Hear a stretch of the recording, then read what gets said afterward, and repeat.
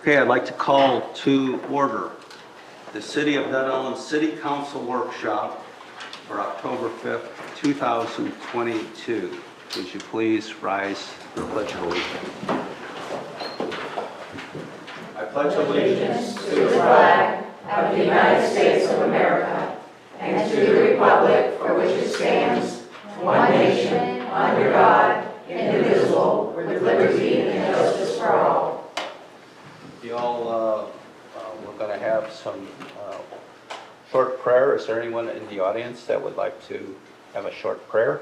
How about a little story with a moral? Okay, if there's no prayer. I'll make it quick. A lot of teachers have heard this one. Teachers at a certain school have been asked to help their students with their self-esteem. So Miss Jones, at the end of her language arts class, she says to her students, if any of you think that you are dumb, stand up. Nobody stands up. Finally, Ben in the first row stands up, and Miss Jones says to him, Ben, you think you're dumb? And he says, no, Miss Jones, but I didn't want you standing all alone. And what that means to me is everybody brings something. Everybody has qualities, abilities, knowledge, and certainly experiences that everybody else does not have. And that's why we're here to share today. Thank you. Thank you. All right. Everyone have a seat. Before we have roll call, I would like to announce to everyone that one of our beloved council members, Louise Kenny, has resigned due to personal reasons, so she will not complete the last 2 months of her term. This will be something later on in the meeting. Council will discuss what we want to do for the remaining 2 months. So with that said, roll call. Ms. Odom. Mayor White. Present. Vice Mayor Hanchar. I'm here. Councilwoman Williams. Here. Councilwoman Covich. Present? Michelle Leonard, Assistant Clerk. Here.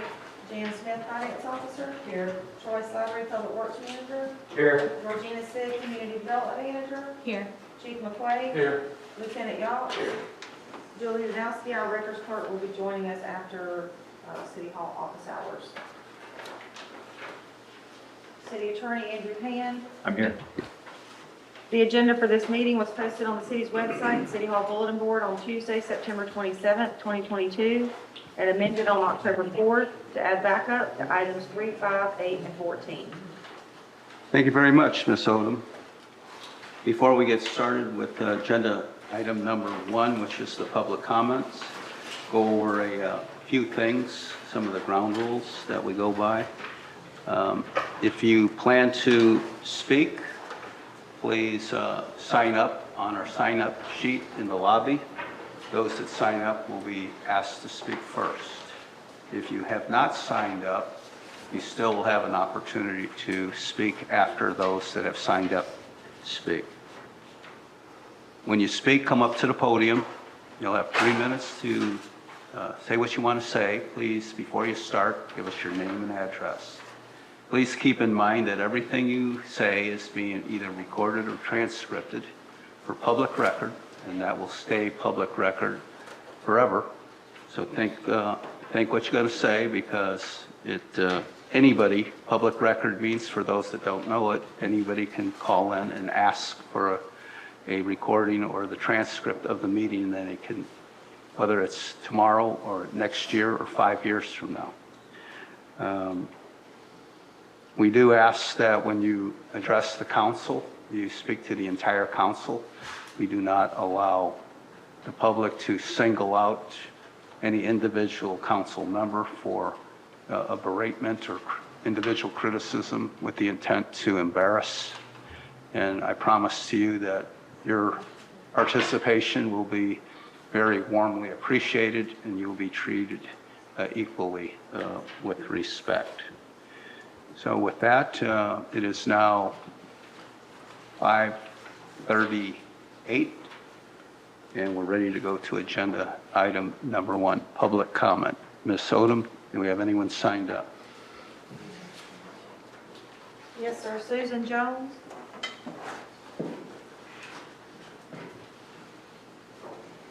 Good evening. I'm Susan Jones. I reside at 9129 Southwest 190th Avenue Road in Dunnellon, and I represent Rainbow Springs Art. I'm here to give you the update on our activities. We had a couple of classes canceled this month, but we are having something new and unusual. There is a summary on your desk of a free to the public program with a reading by some artists who are also authors. There's a book that Margot Wilson has written that's available for purchase in our shop, and it's a good read. I enjoyed it thoroughly, and she and a couple of other people who have authored pieces will be doing that as a public service. It's just another entertainment option in Dunnellon. The facilities issues, I guess I'm working from the bottom up on my summary, but the facilities issues we're working on, Troy is very much aware that we have a front door that needs to be reworked, and painting of the building was in last year's budget, had to be redirected funds to an electrical panel, but we are anxious to see if there's a target date on that, Troy, yet, preferably before the end of the year. And I guess what I'm asking, is that feasible? We've also been working on, well, let me give you a, should I give a chance to respond to that, or? What's that? The painting of the building and when we can see a target date is what I'm asking. Troy? I can give you a brief statement on that. We are working with a contractor to get estimates and to plan for it. I have no target date available. All right, our request is that it be before the end of the year. So we'll collaborate with you as best we can to make that happen. The other item, in addition to the door that I mentioned, and that I know Troy's also working with some folks, is a historical sign, historical village sign. I don't believe we're actually a historical district legally, but there is a historical area in Dunnellon, and there are a lot of shops there and cafes and things, though we are interested in making sure that the sign that directs people to that area is refreshed, not replaced, not enlarged, but simply updated. And I wanted you to know that I am working with the Historical Preservation Board to move that project forward. We do have several designs that have been offered up by the graphic artist, and the one that's attached to your piece is the favored one at this point. You can see the bright green color is likely the direction we'll go. It will be one of the historic colors that are approved for use in that area. And there is some painting of the post, but the Rainbow Springs Art Group has offered to pay the cost for materials and to get that project done. So unless you have any input, my understanding is the Historical Preservation Board will be addressing it at their meeting next week. So, and they have already been briefed last month on this. So we are moving forward. We just don't want anyone to be caught off guard to go, what's happening? Are there any questions? Thank you, Ms. Jones. We'll, if there's any questions, we'll address that when we get finished with public comment. Okay? Thank you. That brings up a point that I meant to say before we got started. While we're in the public comment part of the discussions, council is not supposed to debate, rebuke, or interject. We listen, and then when the public comments are done, take some notes, and then we can discuss that. But any question or anything that we have to get clarified, certainly we can interject. But this is our time to listen, and then we'll make comment to that when the comments are over. Ms. Odom, who's next? Tammy Stedman?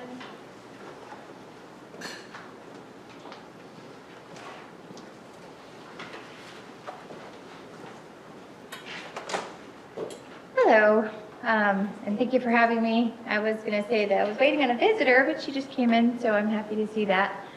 But my name is Tammy, and I'm the director of the Boys and Girls Club of Marion County, located here in Dunnellon. Our mission is to enable all young people, especially those that need us the most, to reach their full potential as caring, productive, and responsible citizens. I would like to see our youth become more engaged within the city and participating in some of these meetings. So I hope that you will gladly welcome them as they start visiting with me moving forward. Some of the things that I want to bring up are this weekend's events. We are going to be participating with the Women's Club of Dunnellon at the Women's Health Expo. We're also going to be participating in the Dunnellon Days Talent Show, which is very exciting. One thing to consider, and just food for thought moving forward, is we share a property next to us for the park that's behind our facility by Chapmeyer. So I'm open to suggestions. That's pretty much all I'm asking for, is open to suggestions as to how we can bring life to that little section. And also, bring something for those kids in the neighborhood and the community to do something positive. But thank you for your time. Thank you for your leadership. And we support each and every one of you. Thank you very much. You're welcome. Ms. Odom? I don't have anyone else signed up. Okay, is there anyone who's attending that would like to speak? Please, come on up, give us your name and address. Welcome. My name is Sally Wilson. I am a member of St. John the Baptist Catholic Church.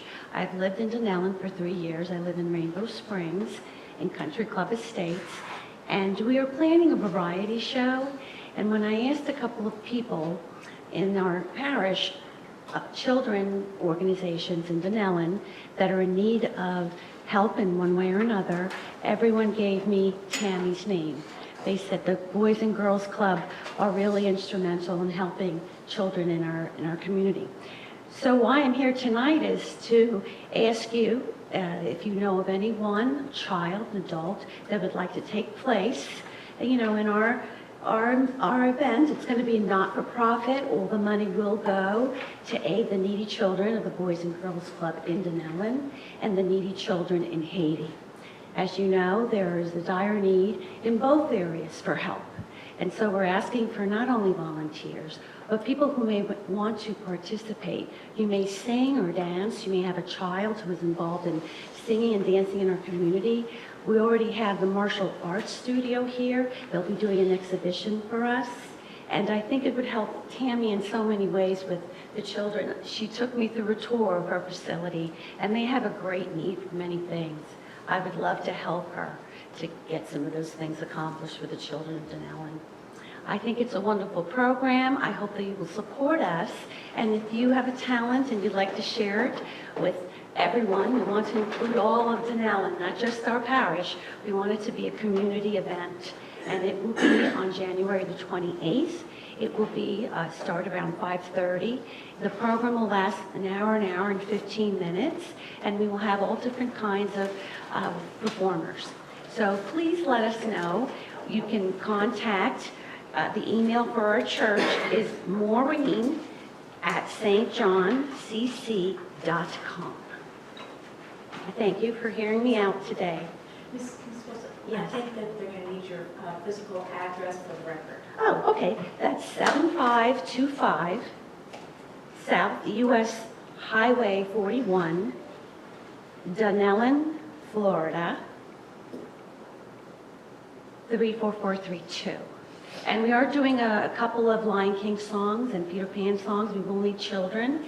So if any of you have children or know of children in your communities that may want to be involved in those numbers, please let us know.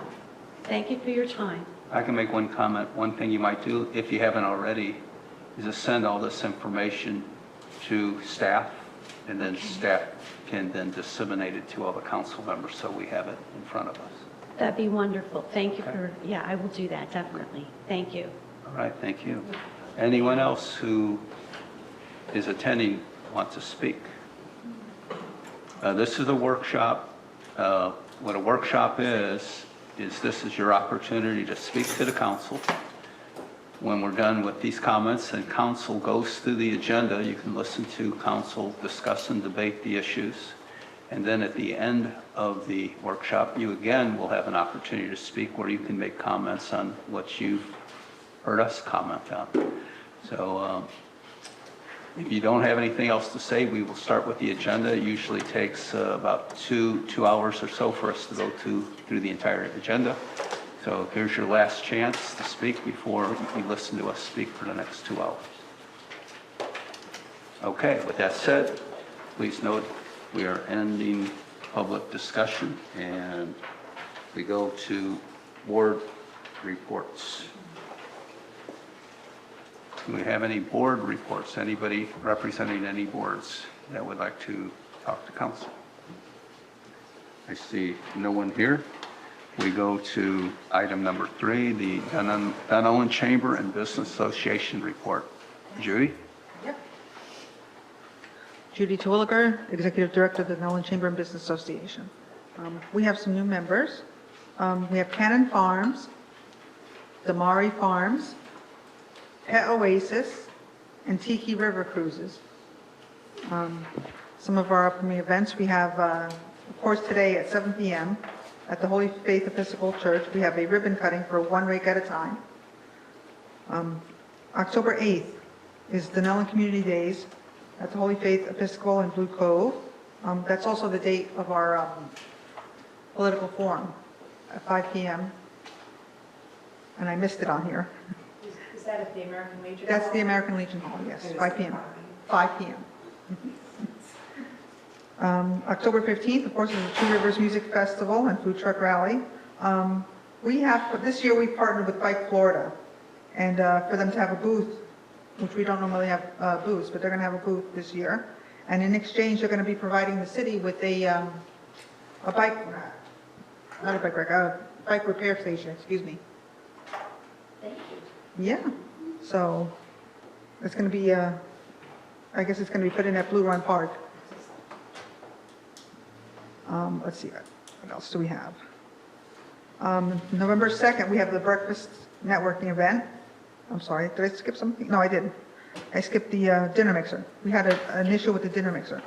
So last month, I said the dinner mixer was going to be October 18th, and it was going to be at Franco's. Well, they're having staffing issues, and we had to change the date.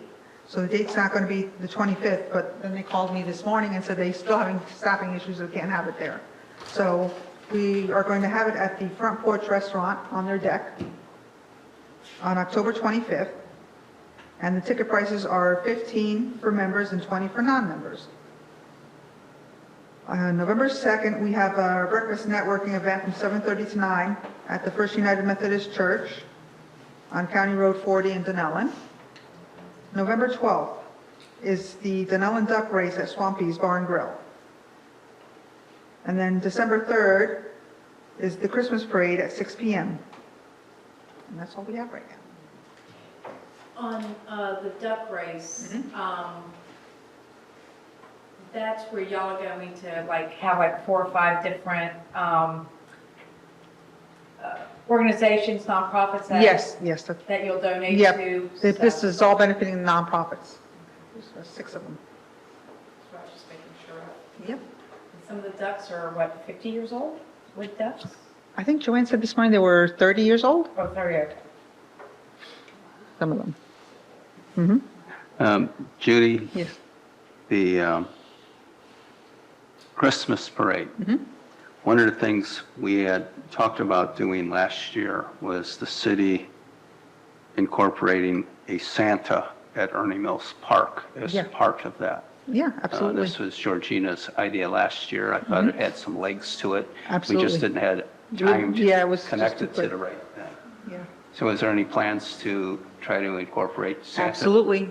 All she needs to do is give me a call and we'll get together and we'll figure it out. There's still time, so. I think that'd be a tremendous hit. I agree. Have Santa out there an hour and a half before the parade starts, and that would. Yeah, I think it would be a I think success that for park both would be of full us. of people. Oh, absolutely. I'm getting phone calls. Actually, I got phone calls last month. When is the Christmas parade? Can I sign up? Can I sign up? So, people are excited about it. There's a buzz. For those of you that have never been to a Dunnellon Christmas parade, you wonder, where did all the people come from? It Yeah. is truly I think last year, amazing, the number of people that are lined up and down the streets. Yeah. I couldn't believe it. last year we had 400 people in the parade itself. I think it was probably the largest that we've ever had. Wow, So, and it looks like it's going to be growing even more. all right, Those looking kids, forward they to it. really love it. The kids Oh, that- yeah. that's on the truck. Oh, yeah. Little League and all that stuff, they just love it. So much fun. Will it end at the baseball field, or what are we gonna do? Yeah, I think it's going to end at the baseball field again this year. I think this year we may have to have them go right directly into the baseball field and turn around because they were blocking the road, so. Other than that, Okay, any other comments? Thank you very much, Judy. okay, thank you. Looks like you have a very busy period of time coming up. Oh, yes, yes. Oh, and aren't y'all also looking, sorry, Julie, Okay. I just remembered from this morning though, aren't y'all also looking for, people to be on the board or something? Yes, yes, we're looking for people to be on our board. So if you're interested, shoot us an email, let us know why you would like to be on the board, what your intentions are, and we'll get it to our committee, and we'll take it from there. Thank you. Free advertising. Yeah, exactly, thank you. Mayor, as another part of their report, Georgina has prepared a agenda summary form regarding the alcohol waiver exception that we normally approve for the event every year. That would need to go on your agenda for Monday. If Georgina wants to speak to that. Yes, it's done every year. You approve for the alcoholic beverages to be served. It's going to be the event scheduled for October 15th, and we just need your approval again this year. This is the music festival, not the Santa Christmas parade, right?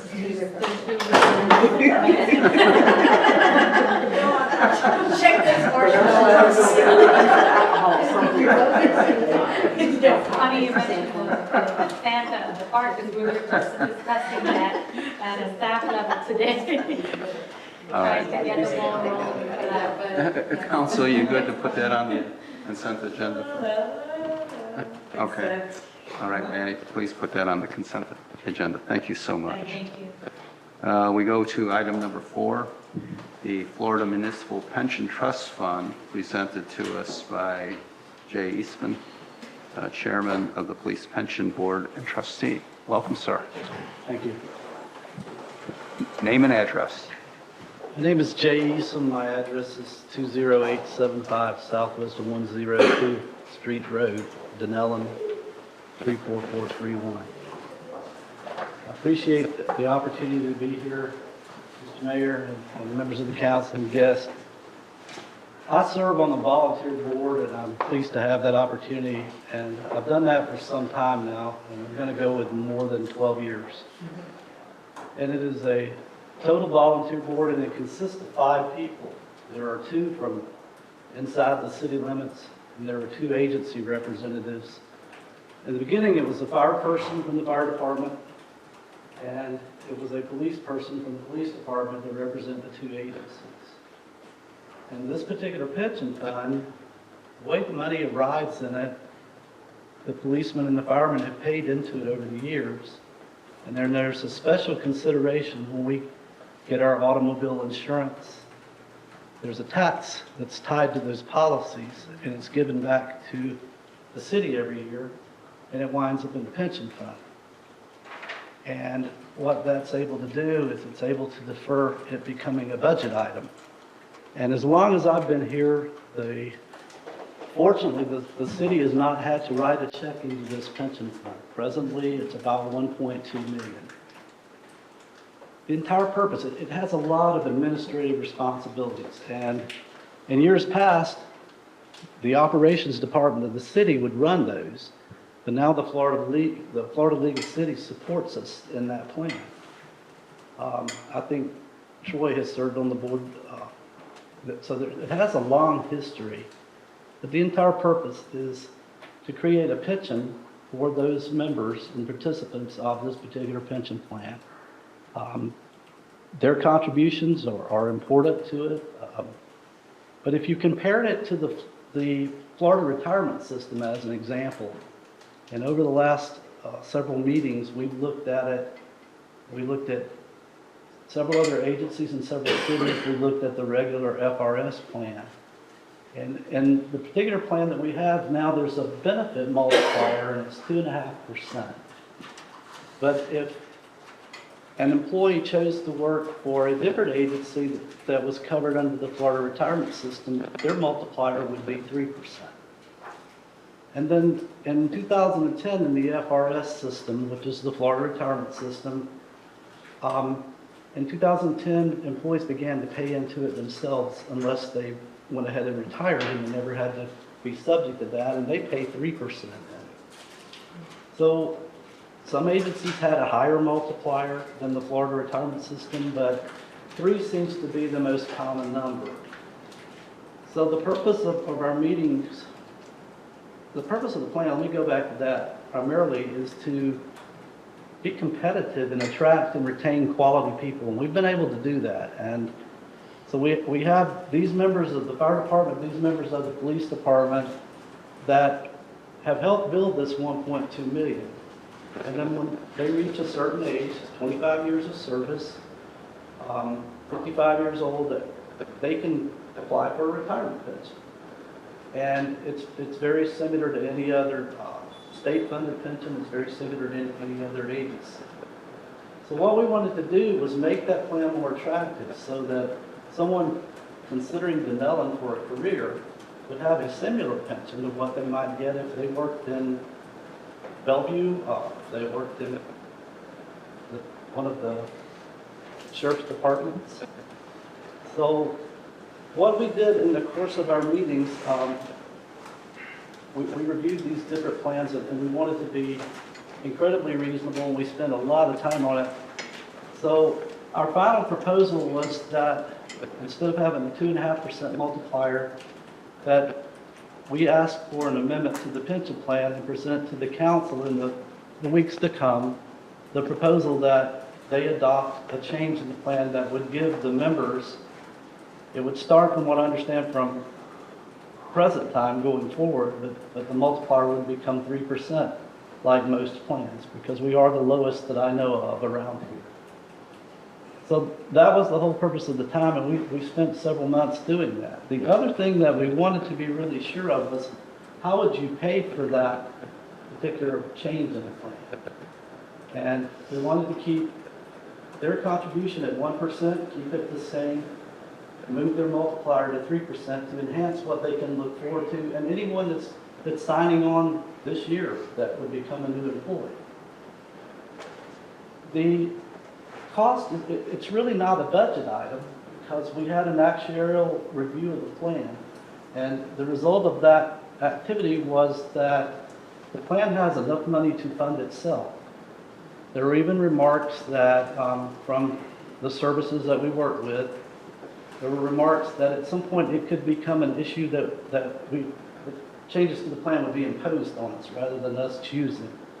So we wanted to be forward in the idea that we make a change to the plan that's favorable, that's reasonable, and we wanted to do that and not have to experience where we're compelled to do it by maybe an order or some type of, I guess it could become a council thing to sit down and decide at that point.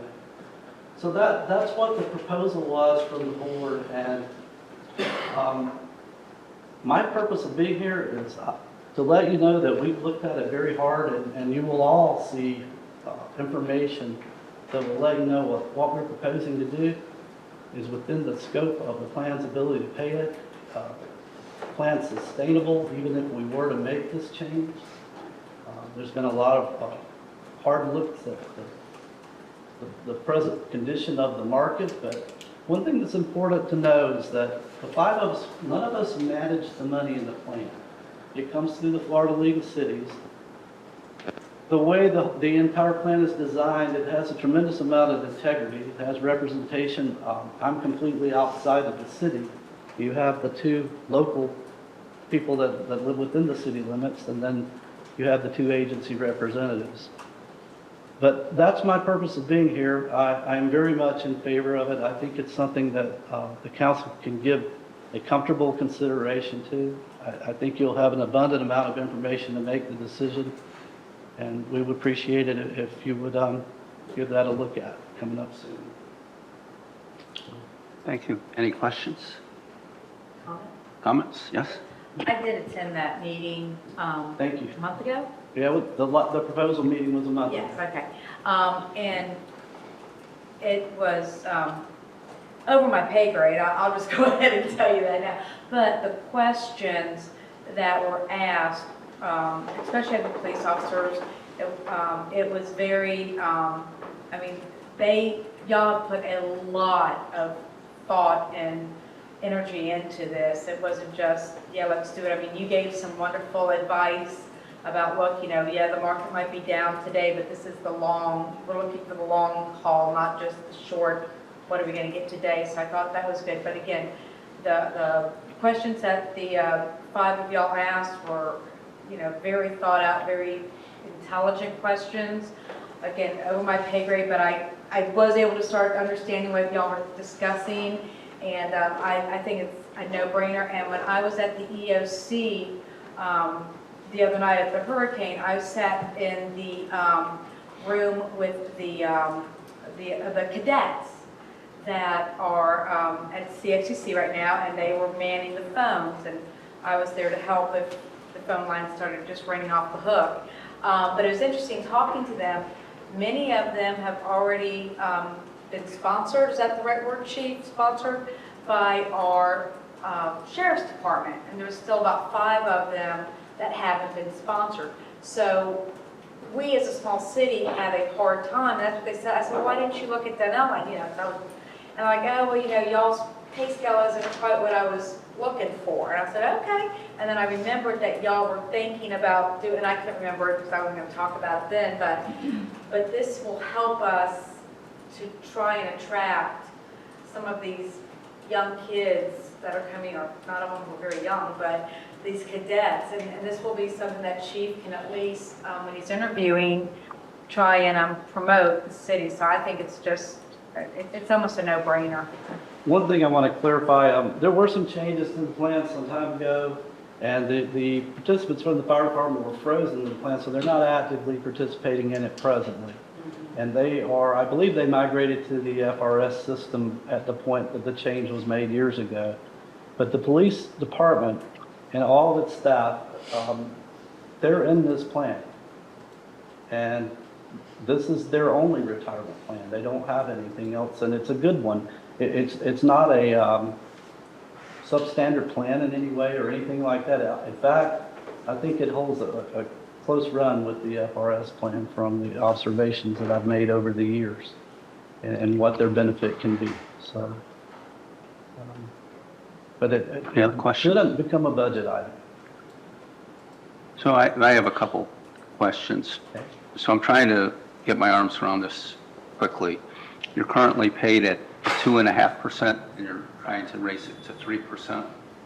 Our police officers are paid 2.5%, and they would like to propose through our board. Our agency representatives are on our board, and we sat down and discussed it. And honestly, we started with a number that was greater than that, but we felt like that we needed to take some steps in getting this up to the same standards that everyone else was.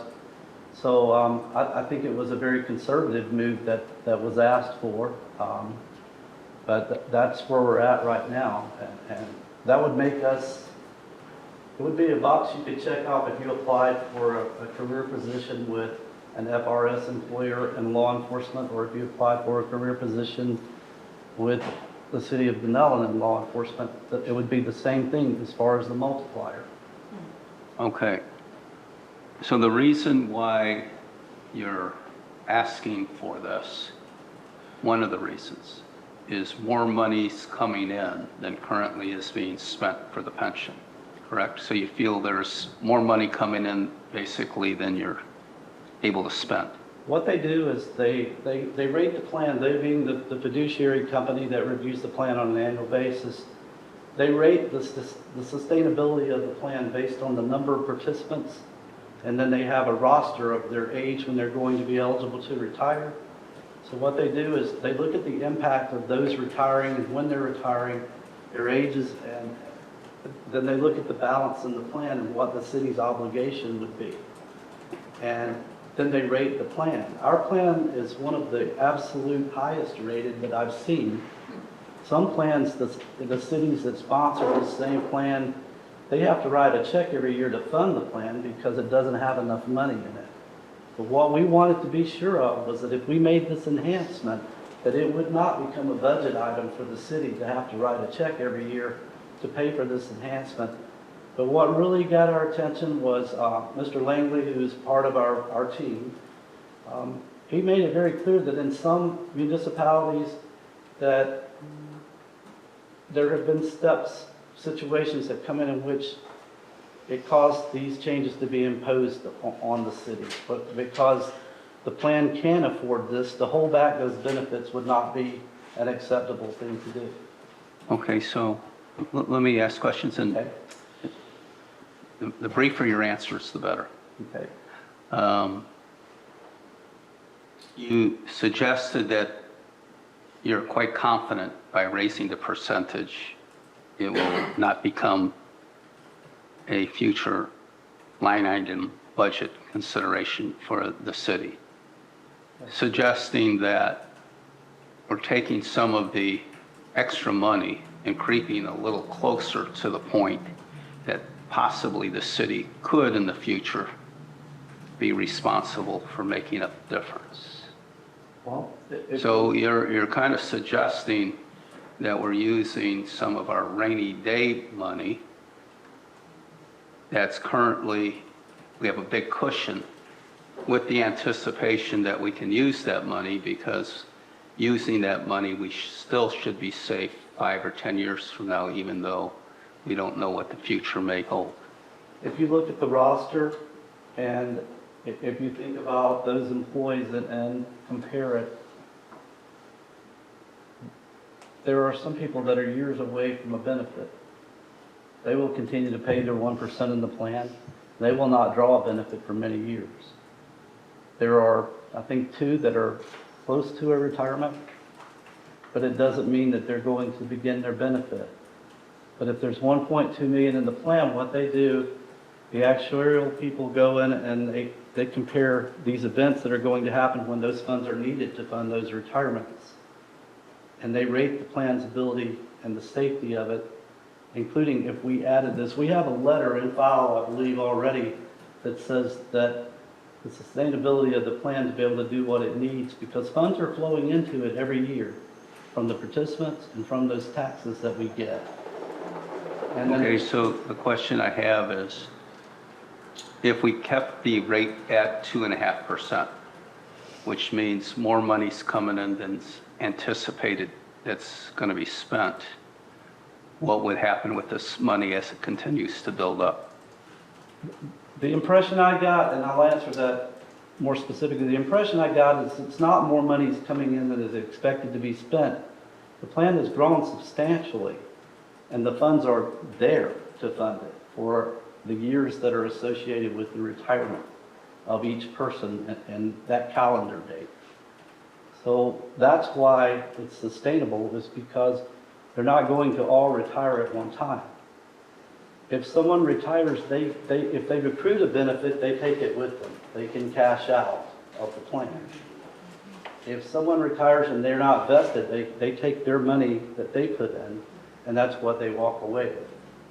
So we could spend 3 hours discussing the nuts and bolts of it, but it's something that needs to appear before the council and some documents that can identify with what I'm trying to explain and not use up my bit of time that I have. Yeah. But we did the due diligence to make sure that when it comes to you, there shouldn't be a surprise that it's something that's a burden on the city's budget. It should never be. Well, I think the question becomes, Okay. just because the money's available, just because it's available, you would have to analyze what the retirement is currently and look at that and see, is that retirement benefit fair and sufficient as it is? I could And kind if of we quantify bump that. the retirement because we have the money, are we getting into a point where we're making a retirement beyond what people would expect? It's my understanding, a first responder can start collecting retirement when they retire, whatever the qualifications are, regardless of age. So if you were eligible and you were 48 years old, you could start drawing retirement at 48. You wouldn't have to wait till 62, like You Social could Security, right? Invest your benefits. So with the life expectancy now pushing into 85, 90, theoretically, someone could be drawing their retirement for 40 or 50 years after maybe working for 10 or 12, correct? Yes, and as far as life expectancy, it is a part of it. Actually, life expectancy has been reported as declining since COVID. So there's lots of moving parts, and I really don't have a definitive answer. But from the actuarial study that we paid for, from the proceeds of the plan, we've paid them for a number of years. And that money, this wasn't something that just came up. That money's been there for years. And it's come up before over the years in the meetings that, and we made some enhancements to the plan, that we made a sharing plan about, Mandy, was that about 7 years ago? Yeah. Yeah, and so that was an enhancement that was made, and it didn't cost the city anything. It was sort of a similar situation that the plan has to sustain itself. And this situation that I described, it's the same situation, that based on the number of employees, based on the balance in the plan, based on their first eligible retirement date, that this change should not cause the plan to find itself deficient of the funds it needs. Because every year, for example, if the actuaries came in, and bear in mind, this change, this 2.5 to 3, it starts. I don't think it goes back, does it, Mandy? I think it's just for present day. The way it was, the way that the actuary presented it is it would. And this may help in this discussion. When the actuary reviewed the impact to the plan of increasing the multiplier from 2.5 to 3%, this was based on the 2021 actuarial valuation. The plan has excess assets right now of over $856,000. There is nothing else that you can use that money for but to enhance the plan. So you have almost $900,000 in that plan that is considered overfunded. That's the way they refer to it. So if we increase the multiplier to 3%, it will add a total of $272,554 of projected liability to the plan, and would still leave an excess reserve over and above what's required to fund the plan of $550,000. The 270,000 would be per year. No, that would be the total impact to the plan, not per year.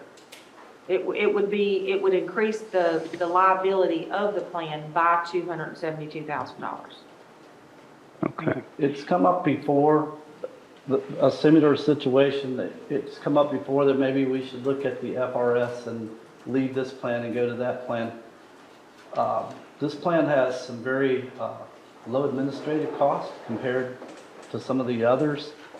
I don't have any idea that we should leave it. I don't think for a moment that we should, because it's very competitive with the FRS. Not to mention that the FRS rates are extremely high. Yes, and So if we did a comparison, which the city likes to do, if we compared the plan as it is right now and compared the plan, what it would be with the change, and then compared those benefits with other agencies, how would we stack up as far as benefits? In other words, I would assume by what you're presenting, the 2.5%, It's the it lowest one. follows that we are somewhat, the percentage might be under, but the question is the amount paid under? So if I was a policeman getting retirement from another city or this city, what is there, would there be a significant difference in my retirement at 2.5%? Well, Bellevue is a larger agency, and one thing we noted is that some of the compensation situations were higher. So automatically, Some. I don't know what some means. some particular positions, as compared to what a smaller agency like ours might pay. But if the multiplier is 2.75 of a smaller salary, and theirs is 3% of a higher salary, it still makes us not fully competitive. There might be some more we could do, but we didn't want to ask for anything unreasonable. This is important, I think, to the entire agency to be approved, so we were careful. But when we looked at others, for example, if I'm not mistaken, was Bellevue's multiplier 4%? No, it's 3. 3? It is 3? What was the 4? I don't recall, but Bellevue, I know, was 3. Okay, Bellevue was 3 also then. FRS is 3. And all this would really do would put us in line with what agencies, one in the community and the state plan is doing. So one last question I have. Okay. The 2.5% or 3% is of what? The 2.5% is the multiplier of their Of what? highest 5 years of earnings. So if they have 10 years, they've earned 25% of their highest 5 years of earnings. Okay. So your highest 5 years, which is your last 5 years more than likely, your Typically, yes. retirement would now be based on 3% of that compared to 2.5%. Compared to 2.5. And it's retroactive, it would go back to people that have already retired. No. Not till they people already- who've already retired. Just the active participants Current in the active plan. participants. Okay, those that are in the program. Mandy, do you recall the exact number of participants in the plan? That might We be have useful. 10 plus 3 retirees. We only have 3 retirees participating in the plan, and that are actually, at this point, drawing a benefit from it.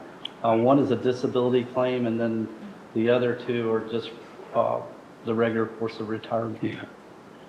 Well, one of the reasons I asked the questions, I realize there's a tremendous number of people in the general populace that are trying to make ends meet on Social Security, and that's their main source of income.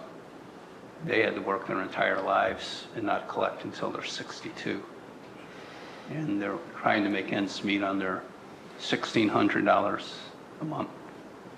So I'm very, very sensitive in this sense of fair play, knowing that a first responder can retire as a young individual, start collecting immediately, and oftentimes get another job somewhere else and retire a second time and get a second Let me pension. address that. The risk associated with being with as a first responder, not everyone gets to retire, and that's why they usually retire early, because often they're put into situations that are taxing, and it's taxing to their health.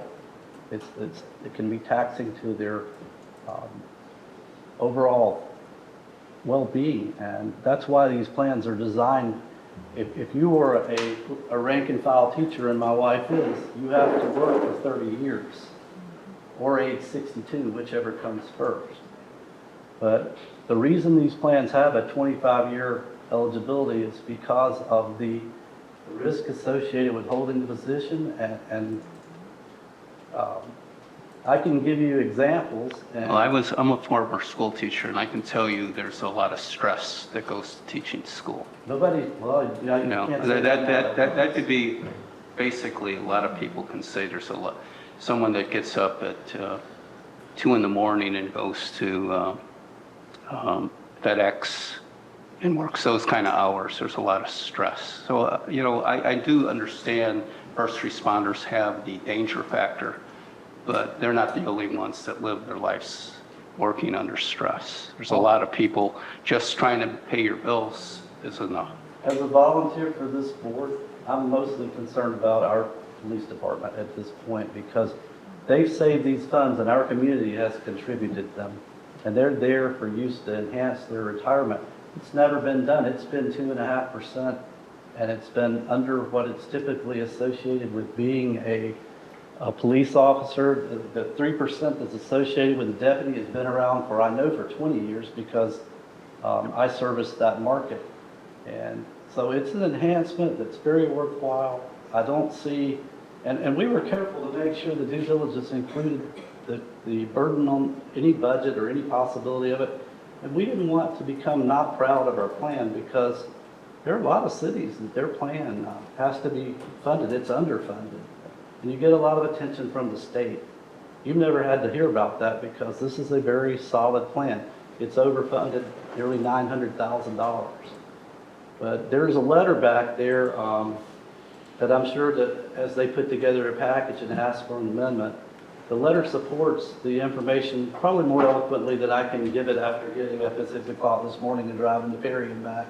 But I'm glad I could be here. Any other questions? It's time to move on. Thank you so much. Thank you, and I appreciate it. Okay, thank you. Thank you Nice for all your meeting hard you. work and your volunteering on this project. It's I always greatly try to give back to the appreciated. community. Thank you. Okay, I have a comment here. sure. I don't know how many of you are aware of what FRS involves. I do collect an FRS check. But our Florida legislature makes its investments based on political motives. And if you follow what's going on in Florida, our current legislature is being guided to not invest in any so-called green corporations. Okay, that's fact. So I'm not that crazy. I love getting my FRS check in my bank account, but I'm not so happy about what's being done as far as investing FRS, our pension funds. Okay, So thank you you all very should much. know that. Thank you. Okay, thank you very much. We go to number 5, Kimberly Horn, IPO for the Powell Road site development. Chief, is that you? Yes, sir. Okay. First of all, I appreciate all the hard work everybody has done to Regina. What's your name? Andy? A while back, I asked for this to be removed, if y'all remember, because there were certain parts of it that I did not think could get to the benefits of the council to make a very educated decision on the police building. One of them was an architect. We never had an architect involved. But I've talked to Alan, we've all talked to Alan, and he's going to give the presentation now that fits all of my needs. So I do appreciate the fact that we got it started and the council got it started and we're moving forward. And I will be the first in line when Santa Claus goes over there and I will ask for a police building. Very good. Love it. That was amazing. Welcome, Alan. Good evening, Mr. Mayor, council members. Alan Gary, Kimley Horn, 101 East Silver Springs Boulevard, Ocala, Florida. After talking with Chief and Mandy and staff, hearing the need for the architectural services they wanted to include, we went ahead and added task 2 to the IPO. And what this is going to do for the police building is the architect's going to come in. He's going to, she, not he. She's going to come in and sit down with Chief and whoever's appropriate staff to be there to develop a program for the police building. And in her mind, what that program is what does that building need to include? what rooms need to be in there, how big do those rooms need to be, offices, conference rooms, the rooms that go along with the police station. She'll meet with the city up to 3 times, developing that program, talking with you, working that over, and then develop 2 concept plans for you to review based on that program and those needs that are conveyed. That'll get looked at, and you'll pick the one that you like best. From there, she'll develop a series of renderings, an overhead shot, a view from the outside, what does it look like, and the concept itself shows an internal layout. She's also going to give us a preliminary construction cost estimate based on the concept plan. That information we will then use. If you remember when we were here about a month ago, Joe London from my office talked to you about the site plan, the site concept plan. We'll be working hand in glove with the architect, Michelle Parton, and incorporating the building footprint into the site concept plan. All of that is included in the IPO that you're looking at. This information, the best, I think the best thing about it is, number one, it gives you a clear picture of what you're going to have on that property. And number two, but maybe this is more important, is it gives us all of the information we need for grant applications. We have everything we need to go after state, federal, and other grants that are available for facilities of this type. So that's the gist of what we're providing additional under that task 2. If you have any questions, I'll be happy to entertain them. Start off with one. Sure. This is exciting. This is something that we should have done a couple years ago, and we'd be probably in a police building by now. Question I would have is, if chief and the council agree on a certain building, the footprint of it, let me throw out a number, a 5,000 square foot building that's basically rectangular in shape. But how much modification, because right now it's conceptual, right? Because we're not to the architect yet. So how much modification could be done to that without negating all the work you've done? You mean keep the building confined to that 5,000 square feet? Yeah, could it be expanded to 5,100 square foot? Could it be reduced to 47? I mean, absolutely. What I'm worried about is we don't know for sure at this point what the building's going to be. Right, and through that program, when we go through and develop the program with you and listen to what the needs are, Michelle will come back with this is the footprint that she thinks is needed to meet those needs. Joe will look at that and say, I can make that work for the site plan. And then we'll present that to you and say, this is what works based on what you told us your needs are. Here's what the building looks like. Here's what the site plan layout looks like. And if that 5,000 square foot is the starting point, we can work with that, or we can, and kind of fluctuate from there. But there is definitely the opportunity to fluctuate from there. Okay, that's good. Yeah, the reason I asked this question is the council from year to year changes. Like tonight, I just announced we have an open seat. Someone new is going to be in that seat. So you never know from time to time when the persuasion of the council changes. Maybe this particular council, along with chief, we're gung-ho, we're all set on 5,000.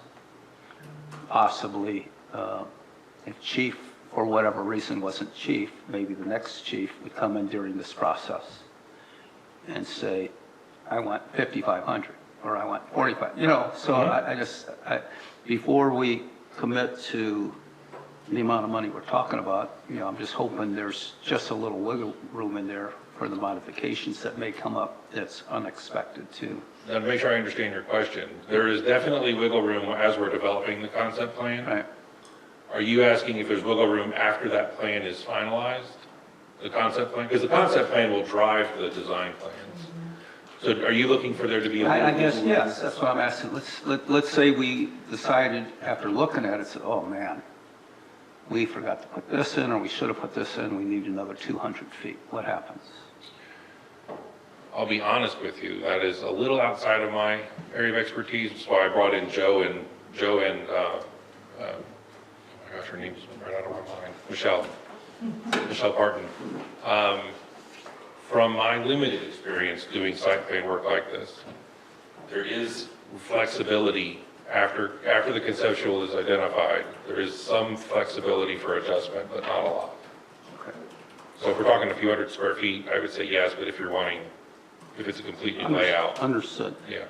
It would be, Troy, kind of like in your world, a change order, right?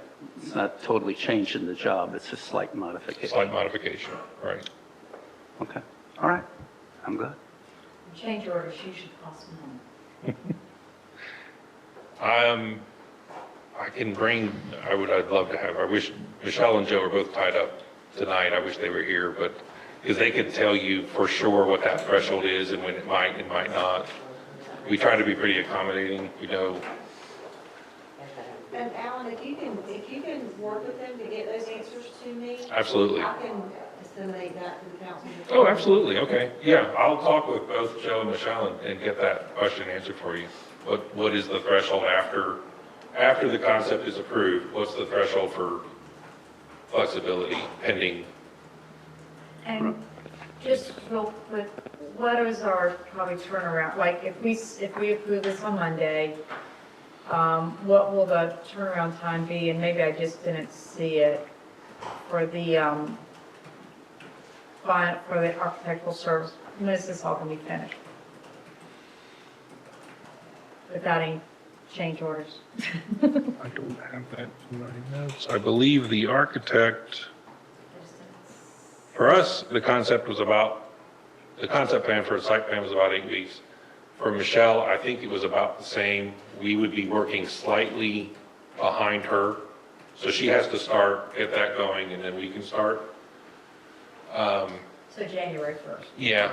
I mean, not. January is, yeah. Holidays are coming up as accepted.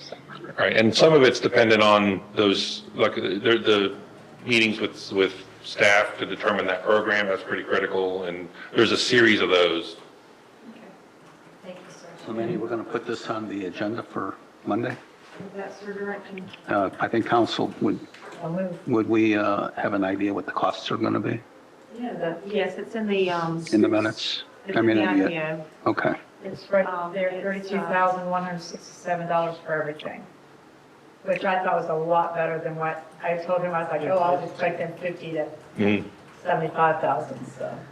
And most of that is the architect, but that's normal for these types of site plans. Our work being the engineer's site plan work is ancillary to what the architect's doing for the buildings. Really, that's what you're putting in is the building. right. I mean, for clarity, Vice Mayor, we would have an additional fee of the architectural fee No, that's, the architectural fee is $23,667. for the final plans. This would Oh, be for final fine. engineered plans. Right. Engineer, This is what we would do in preparation to hopefully get grant funding to Right. cover those costs. But there would be an additional fee for yeah.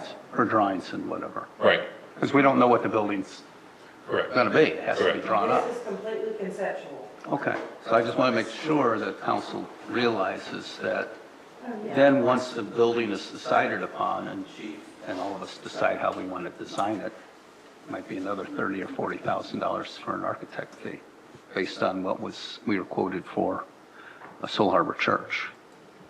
It could be, but our goal would be to use this for the grants. plan, this conceptual plan to get grants that would cover Correct. that.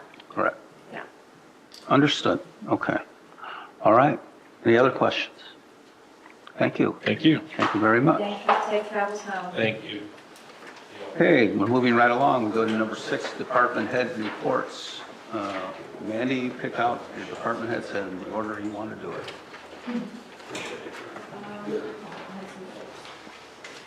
I'll let Troy go ahead and go because I think he's got quite a few things he wants to talk about. All right. Good evening, council. Good evening, sir. I really don't have a lot of things to talk about, but I've got a couple of big things I do want to bring up. First and foremost, the Ohio Street, Cedar Street project has reached completion, and we're scheduling for a final inspection early next week. So that project should be done. Council, I have two walk-on items for your consideration. One is repairs for our bucket truck, the boom truck that we use for lifting trees. We brought it in for its annual certification and testing and some what we thought were going to be minor repairs, and got a report back that there's some significant repairs that need to be made. I'll sum it up. All right, thank you, Jan. Total cost of the repairs and annual certification, the estimate came back at $15,362.88.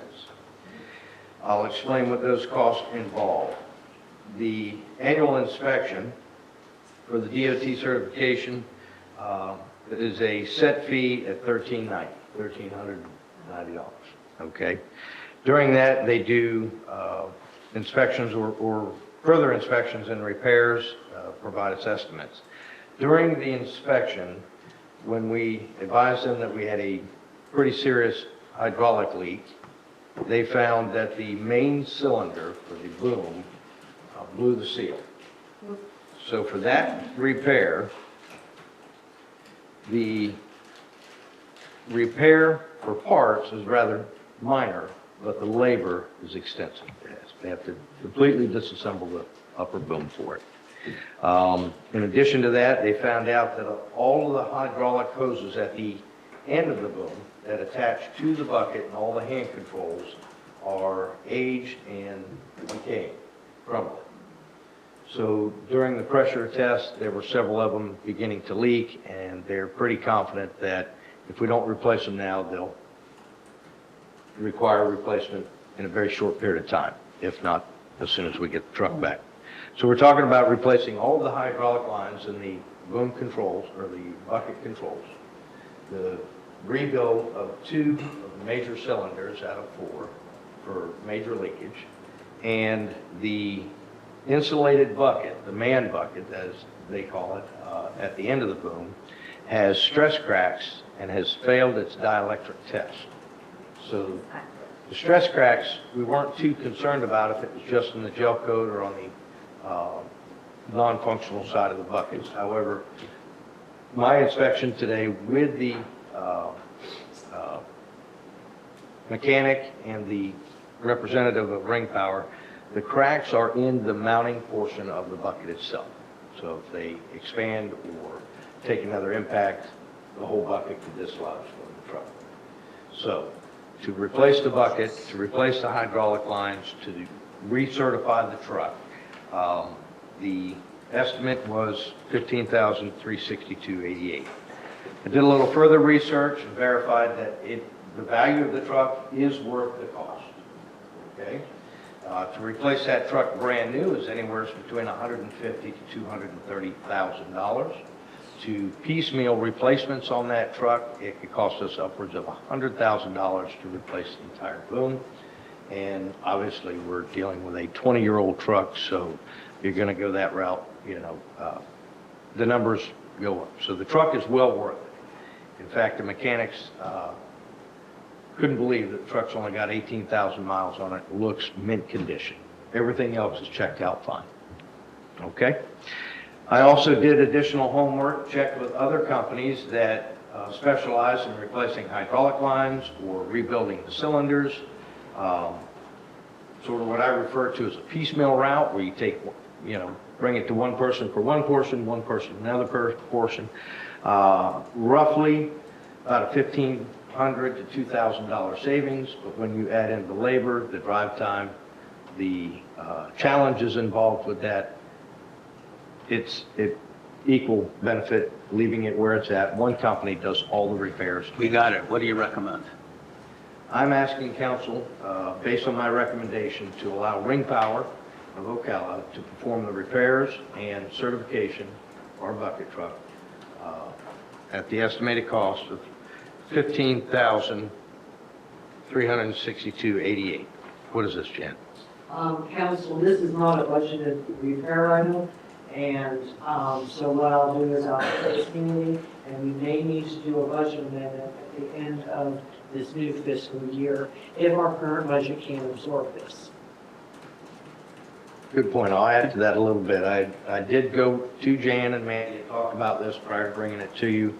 Like she said, it is not a budgeted item, but it can be adjusted at the end of the fiscal year if need be. And we do have the funds in reserve to cover this, in choice reserve. Choice reserves. Okay. Manny, why don't you, since there may be some questions, just put this on the agenda for Monday? Okay, for approval? Very urgent. All right. Continue. If individual council wants to reach out to me this week and talk more about it specifically, I'm available. The second item that I have is a tentative walk-on is your Christmas lights along Pennsylvania Avenue and William Street. It's that time of year. It sneaks up on us rather quickly. This is the annual project we do every year for the tune of about $5,000. This year, the estimate came in at around $5,800. I don't have the actual print in front of me, but that's close within dollars. To install the lights on the street light poles down Pennsylvania, east and west, and along William Street. In a discussion with others, I agree with it. I want to have it done, but I'm also looking into alternative options for better use of that $5,800. Okay, so I'll be meeting with the company's project manager between now and Monday and possibly have some alternative ideas for decorating the streets here in Dunnellon for the Christmas season. Okay? It is a budgeted item. We have $7,000 in that line item, and it's something we do every year. But one of the things that raised the question about looking at alternatives is the fact that once these lights go up on the poles, there's no guarantee that they stay lit. They're on GFI breakers, so if the GFI breaks or pops, it can take several days, if not a week, to get somebody back out there to reset it. But also, if those circuits are no longer viable and need repair or replacement, it costs a couple $1,000s per pole for Duke Energy to come out and do the repair and replacement of those receptacles. And the time restraint involved with that would be that they don't come out right away, they come out within 3 to 6 months. Now that we've been impacted by the storm in South Florida, it could be 6 months to a year. So we would have to pay for the... We have to pay for the repair and maintenance of those receptacles or the lights to be mounted to the pole. Yes, ma'am. Thank you. And speaking with you, you said we can generally count on that costing that item, the repair, between $3,000 and $5,000 a year. That's what... Roughly 1 to 2 receptacles a year, yes. So what would happen if the company was, pick out a pole, they were going to put up the Christmas light. They got up there, they started to attach it, and they found out that the receptacle was already shot. They report that to me. They still attach the decoration because it's visible during the day. It does not reduce the cost of the contract. Once they go up, we pay the price. Because I did notice last year in particular, because we talked about these decorations, which to me are starting to look a little old. It seems like the same ones we get every year. It kind of reminds me of someone having artificial flowers that have been sitting in the lobby for a couple of years and they get faded out and dust on them and everything. But I did notice after our lights were put up, very shortly after, I noticed a few, not many, that weren't lit up. So it's what you said. They put them up there, receptacle didn't work, too late, too bad. You paid for it. This is where it's going to sit. And just to have Duke Energy come out and test each receptacle, because we don't have the rights or the training to go up there and do the testing on their utility poles, is an expense in itself. So if we're going to call them out to check them, we need to be prepared to repair them so I don't pay double the cost of them coming out to analyze and then do repair. Did we have to replace any of them last year? No, because when the company installed the lights, they reset a bunch of the GFIs. But like the mayor said, within a week or two, we noticed 3 or 4 of the lights were out again. So I can anticipate that if the GFIs keep popping, then the receptacles themselves are going to need to be replaced. So what you're asking for is to put this on the agenda? I would like to have it on the agenda, And yes. then you'll give us some recommendations. And I will, if I have an alternative that can be accomplished prior to the Christmas season, I will bring that to council. If not, I will ask on Monday that this be approved so that at least we have decorations. So you want it on Monday's agenda? Yes, sir. Okay, Mandy? Put it on Monday's agenda, we'll see how it goes. Is that it for you, Troy? Yes. Yes, for now. All right, you probably did not see my email this afternoon, so I will go ahead and update council on the shade shelters. I did see your email, but I will look through the update. I thought you would do it. Okay. I'm sorry. So we got 2 quotes from Affordable Builders for the construction of the 2 shade shelters. This company is out of Huntsville. They have been checked out thoroughly. They are a licensed, well reputable business. They have quoted for the larger shelter, $6,900.47, and for the second shelter, $6,600. And they would require a 10% deposit, which would come out to about $1,350, and then the balance due at the time of completion of the project. And so these quotes are only good for 7 days, so if we could get a motion on Monday's agenda to accept these quotes, then we can move forward with this project.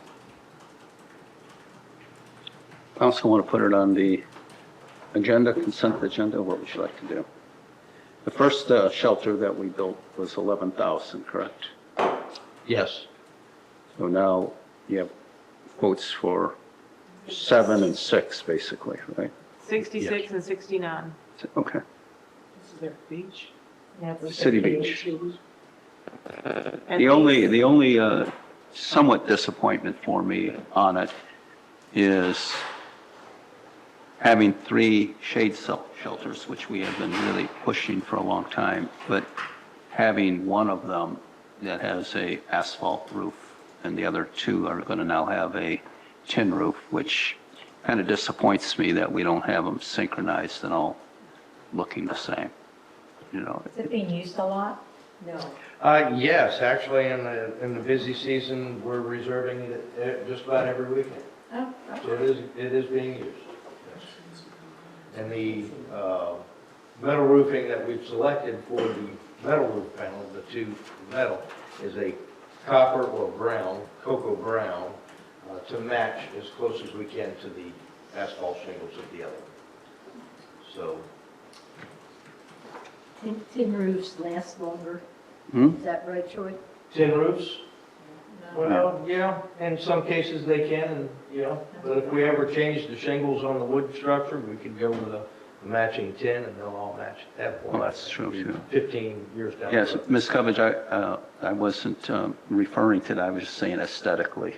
You know, we have brand-new shelters, and I don't have 3 of them all exactly the same. One of them's different, which is too bad.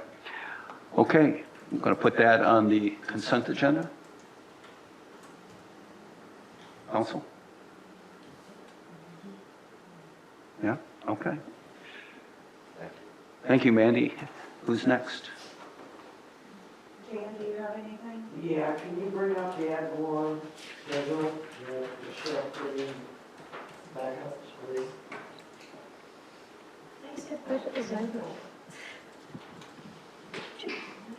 Good question.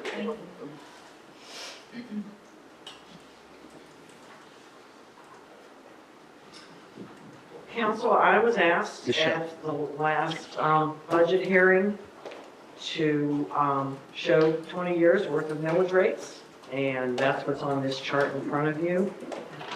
As you can see, our millage rate is at one of its lowest points. We are lower than 20 years ago. I was also asked to kind of go over a couple of the couple, 3 years as to why certain millage rates were adopted. The first one being the millage rate in 2008 of 5.2266. 2008 was at the height of the Great Recession, and back then I really didn't have much input other than data entry into the budget. The city manager really controlled everything. And it was basically his recommendation, it was not council's, it was his recommendation to go to that millage rate, which was adopted. So that's really all I can tell you as to the reason why it was that low. So that was basically in consideration to the recession, trying to give the taxpayers a break. You can't even say that. No, I can't. Okay. Because again, that city manager kept me out of the loop most of the time with respect to the budget. Well, if you can't answer that question, you were clearly out of I the was. loop. It was not a very good time. Anyway, it was a good time for the taxpayer. The second year would be in 2015, when it was raised to 7.5. Excuse me. That was actually the second year of our loss in gas tax revenue. So it was in an effort to make up for that for a $213,000 loss to operating funds. The last year I'll go over is 2018, where the millage rate dropped to 6.5, and that was as a direct result of us contracting out the fire department. So we did not have that operating expense hitting our budget. I didn't look at how much. I mean, it was definitely in the $400,000 and $500,000 range. So, and then we've just kept it at 6.5 and been able to build up reserves, maintain services, and then, as you all know, we dropped it a couple $100 to 6.3 for this year. Ask a question? Sure.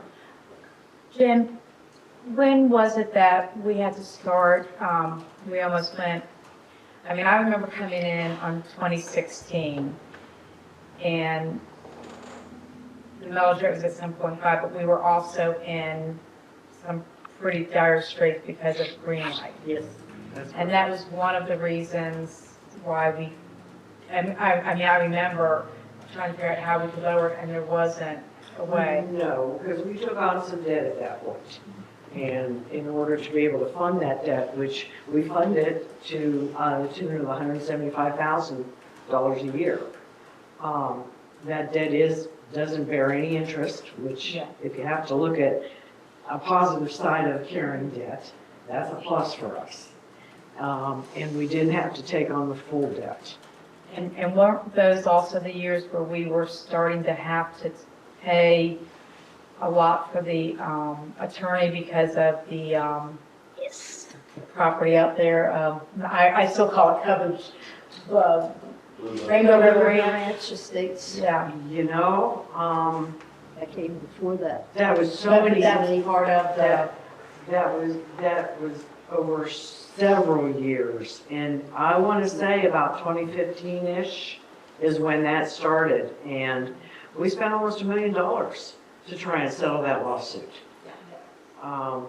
So for the amount of money the city has had to put out for things that haven't been the greatest return on investment, we've been able to maintain. And now we're in a position of not really, we're doing a little better than just maintaining. Right. We're tucking money away and putting it into reserve. No matter how small, we're still able to do that. Thank you. So looking at your chart, it would be correct to conclude out of the last 20 years, only 2 years of that 20 on this chart had a millage rate lower than what we just adopted. Yes, sir. So it's important to recognize that. Okay, thank you. I have a comment, please. Yes. Did a little homework here. 2023, we're at 6.3. Williston, 7 mils for 2023. Inverness, 7.76 mils. Crystal River, 6.59 mils. Chiefland, 8.72 mils. Ocala, 6.62 mils. Okay, anybody wants to see documentation, I have it. It's right off all of those cities' websites. And another thing to take note, from 2010 through 2000, where we're at right now, 2022, keep in mind that the average inflation rate was 2.58% for each of the average now between those years. In other words, City of Dunnellon expenditures within the operating budget, including salaries, continues to rise, and especially coming next year because of the mandatory minimum wage rate. So I think we've done a great job. Thank you. Okay. Thank you, Jan. I think that's significant. I think going back 20 years, that's very significant, that regardless of the economic ups and downs, these are the millage rates by various people that were sitting at the dais. And this group came up with the 6.3, which is the best, the third best out of 20 years, correct? Yes, and I know we're higher than Marion County. Marion County typically is in the 4 to 5% range, but that generates millions of dollars. Right. Versus the $1 million that millage rate generates for us. And they have the MSUs. Yes. Commercial-based Yeah, and they have a lot more opportunity for different revenue sources than we have at our disposal. Like our tax, like our gas money. Exactly. Correct. Okay, Ms. Odom? Georgina, do you have anything besides your next agenda item to update council on? I just wanted to say that we have advertised the code enforcement position, and, you know, we are happy to get applications, so whoever's interested and is certified as a code enforcement officer, so please come forward, because we really need it. Dan's getting tired. Yes. Okay, Michelle, can you turn the lights back on? Chief, you're up. Yeah, you probably don't want to turn them off again. Oh.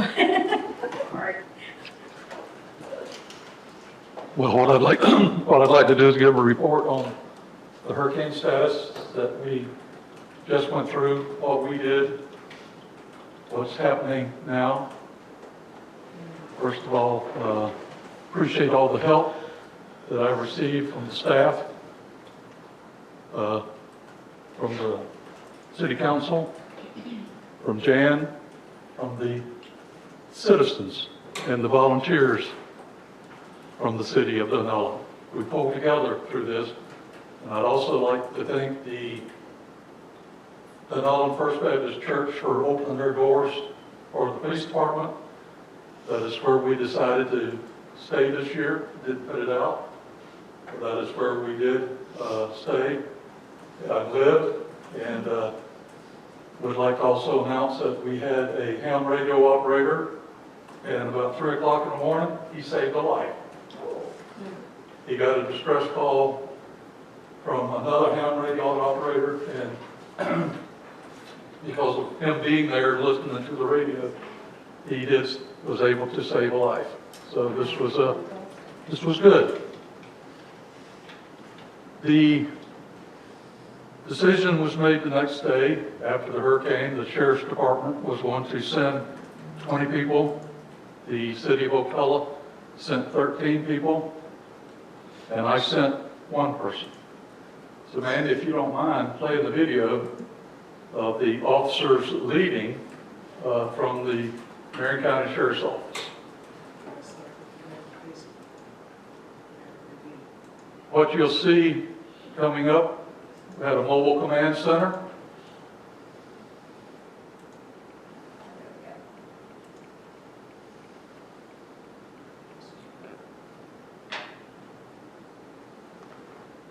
and our officers were stationed in Wauchula. In a minute, you'll see, this is the command center. When the sheriff's office goes, they take everything with them. They take housing, they take food trucks, they take a command center. They also take gasoline because, as you know, you'll not be able to obtain gas. And there's a cooker. And what you see in that car right there is our officer. That's Ron Bray. He's with the gas. So they was actually on a recovery mission, and I'll show you some pictures, and so far they have recovered 3 bodies.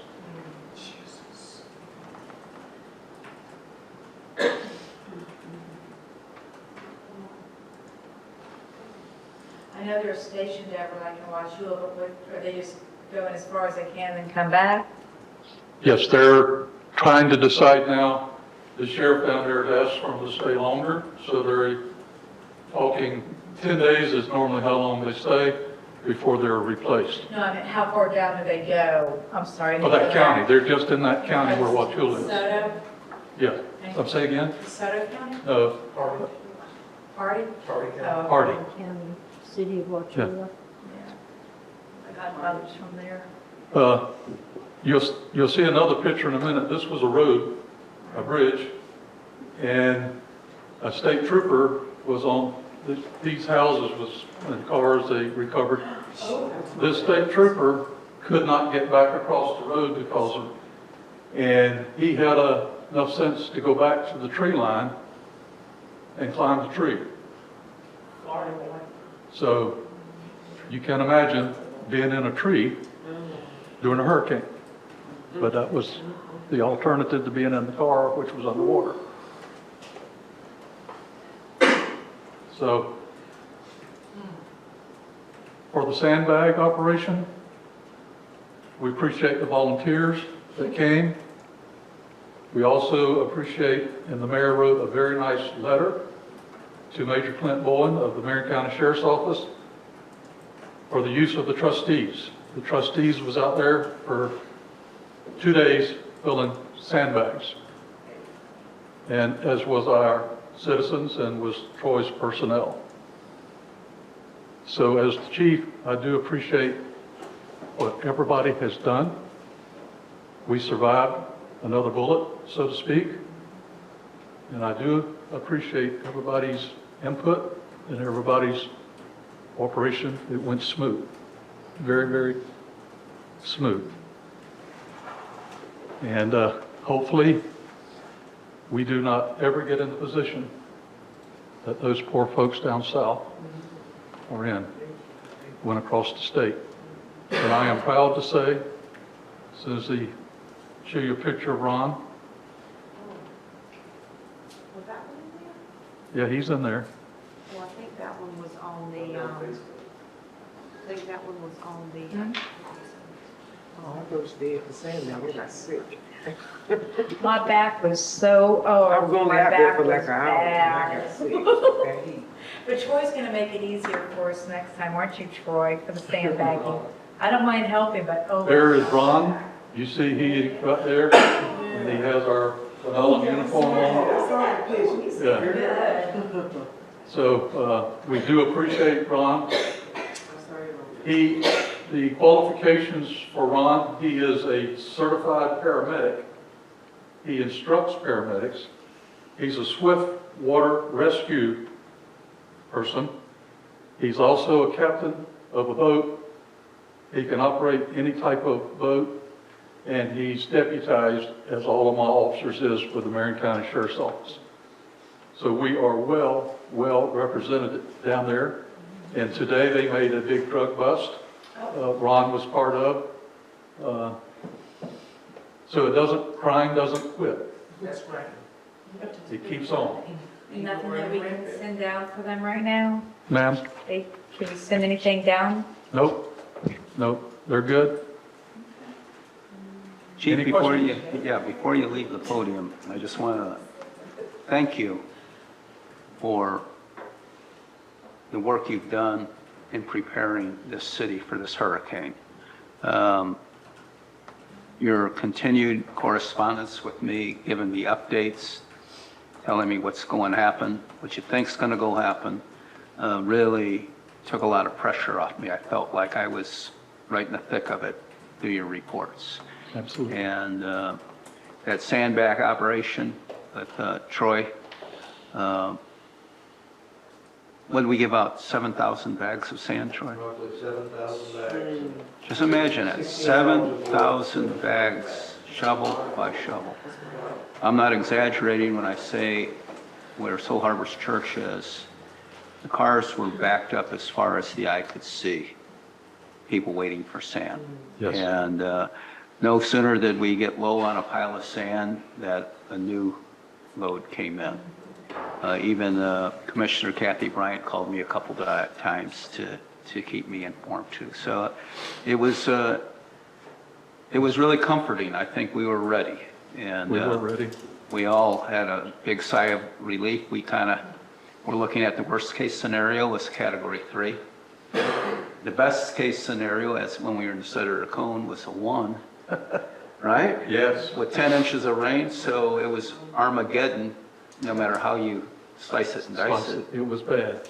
And for that to hook as it did and totally spare us, incredibly fortunate for us, but we saw the destruction, what it can do, and that could have been Crystal River, Cedar Key, and us. Absolutely. And the county has decided to leave the sand there for a good period of time because we got some more storms brewing. So there's no sense in removing it just to put it back. So I got to give the county a lot of credit. They was very cooperative. Anytime I would call them, ask them for anything, it was delivered immediately. It was. Thank you very much. Any questions? That septic grave and the inmates were funny. They were asking. They were funny, they were nice, They were too. calling, call Billy Woods and get me out. Thank you. Thank you, Chief. Thank you, Thank Chief. you, Roy, all of the staff. Okay, Mandy? I have one more update that I'm going to ask Michelle to share with you because I don't have my mind wrapped around it as well Okay. as she does, so I'm going to let her speak to it. Okay, Michelle? So, we had told you at a previous meeting about the donation from Bike Florida of the bike station at Blue Run Park. We were going to coordinate an effort to do opening ceremony / kind of ribbon cutting thing prior to the music festival. However, it appears that the bike station is, I want to say back order. She just said that the delivery of it is going to take a little bit longer than they thought.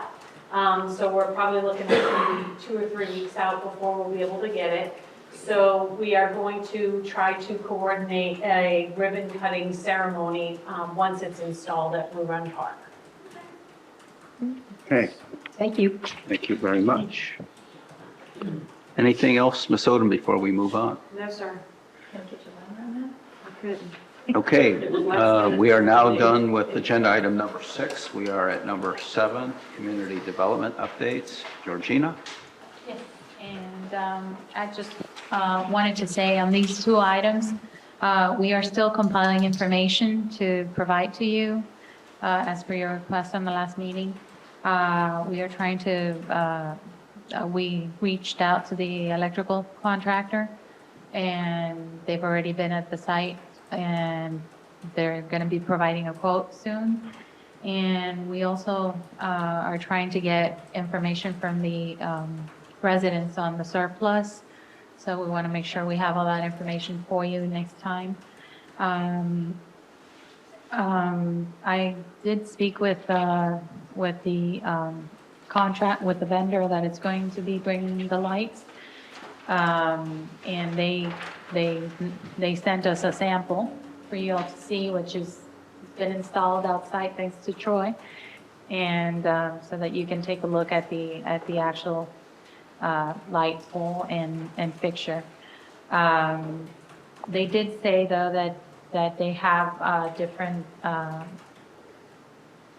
fixtures. So if you feel that just one light fixture on the top is not enough and you want to have two, that's possible with an additional, of course, there's going to be an additional expense.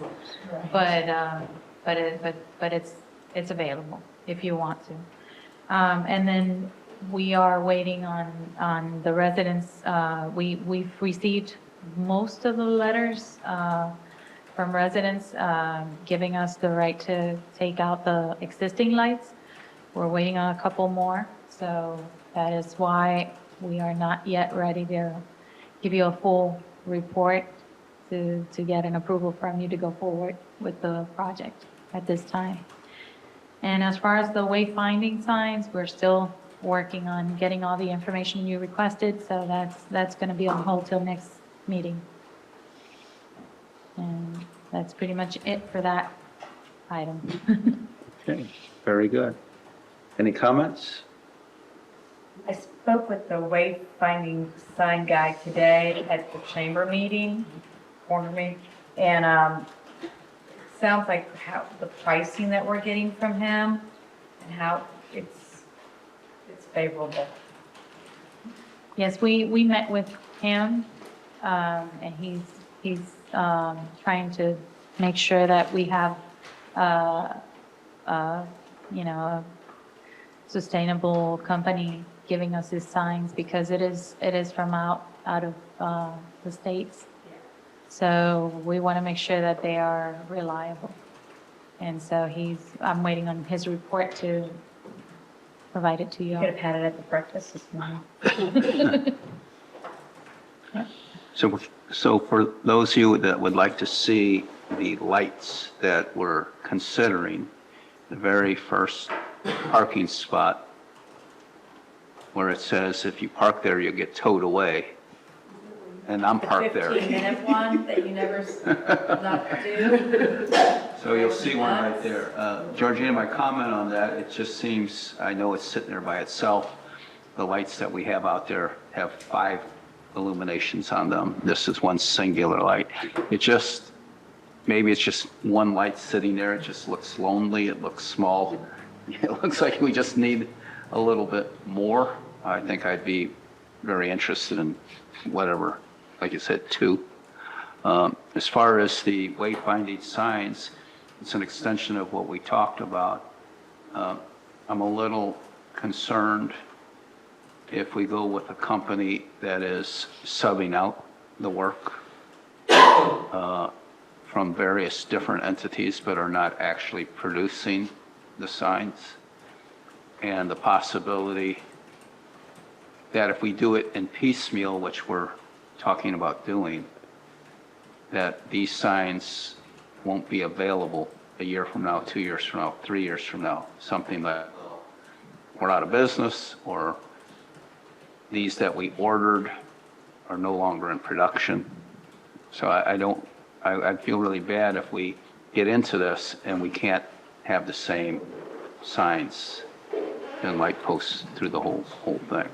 So that's why I said, my opinion is, we certainly want to save money, but if we have to pay slightly more to get the guarantee that we're going to always be able to get what we want, I would lean in that direction myself. Well, no company's ever guaranteed to be here 5 years from now or 3 That's years right. from now. I mean, that's kind of an unrealistic expectation. But the one company that we're talking about actually doesn't manufacture any aspect of it. It's pretty much someone, they order the posts from someone overseas, and then they have the signs manufactured. So you have kind of, Manufacture the signs. where, Mandy, where did you say the signs themselves are manufactured? Well, the quote that we got from Custom Glass, they would be, they told us, Georgina, that they would be outsourcing the poles, ordering them from overseas, and they would have to order in the blades and any of the framing for any of the signs, but they would actually make the signs. Yeah, they make the signs. They only make the metal signs, Mm-hmm. or the plexiglass or whatever. Right, they brought in two different materials for the actual blade, the actual sign that we can choose from, but the framing of the signs and the poles and everything that goes with the wayfinding, the decorative portion of it, they have to subcontract, and they're using a company that is from outside, so that's one option. And The other option is still It was staying. said that this company did a lot of work in Crystal River. They do some signs in Crystal River, some very, don't feed the manatee kind of signs, but I talked with Crystal River and they did not do their wayfinding. They didn't do their wayfinding signs, but they do some signage, but it's basic signage, but they're not in the business of wayfinding signs. And that's to my point. Okay, that's just my concerns. We'll be waiting for your recommendations. Well, Somebody got their hand up in the back. Chief? I think Chief Yeah. was, There was 2 lights out there, and one of them was knocked over by a person who was showing off. We have arrested him, and part of we have asked the state attorney for part of his plea agreement for restitution for the light. thank you. He's talking about the lamp, one of the lamp posts that was out by the road on the bench got knocked over. Not the new one that Troy just put up a couple hours ago. No. No. sorry, Christina. So, Georgina, what is council to do now? Well, if you wanna go ahead with the wayfinding signage, I've recommended before Graplex, just because I know them from previous work experience with them, and I know how professional and thorough they can be on their signage and their quality of work. So if you want my recommendation, I would have to say that's who I would recommend. What was the price? I think it was about $4,000. $4,000 and change. More. Okay, Yes, just making sure. more. I assumed. And that is including delivery. But not the So we will, installation. not the installation, that's not included. The installation would have to be done by our staff. Is that something, Troy, you and your staff can handle? I'm sure we can find a way of handling it, yes. I don't know what other factors would be involved, but it can't be too difficult. Just figuring out how the manufacturer recommends and requires it to be mounted, making sure that we're following the DOT standards. And yes, in fact, at our volunteer meeting the other day, I had mentioned to the group to plan on helping us out with the lighting project, probably get a few hands to help out with the signage project as well. And just on that note, these wayfinding signage that we're going to be putting out, they're on a county road.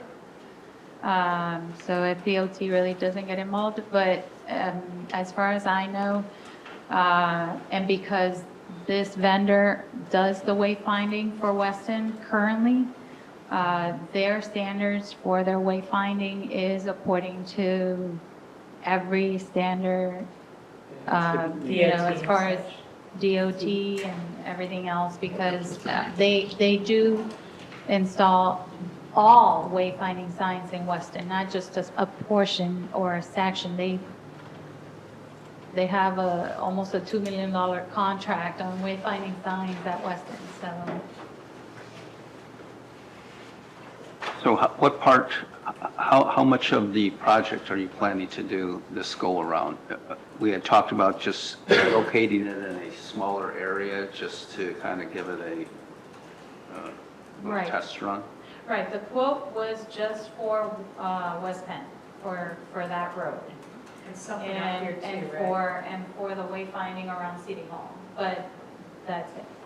And what was that going to cost? That was 30, I don't have it in front of me right now, but it was around the $35,000 mark. 35,000? 34 something. It didn't get to the 35 mark because of the Okay, and then what do you anticipate the installation would cost? Installation would be up to our staff, so. I gotta have the details for the install. Yeah, we Come up would, with an estimated cost to install. yeah, I think council would need to know what that is and make sure there's no complications because it's on a county road and all those sort of things. Got to make sure we've done our homework on this. Okay, I'll what, get details from Georgina this week, and we'll try to have something by Monday.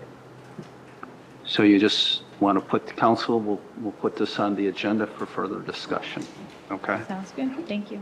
Do you want this on Monday's regular agenda? Yes. But we're going to have to get into the details on this. You know, you're going to have to ask the question, and how much does it cost to install it? You know, is the county okay with it? You know, how about the property owners? I mean, we just can't jump into this without having those questions answered. Okay, as far as the historic district, this went in front of the historic board and they were okay with it.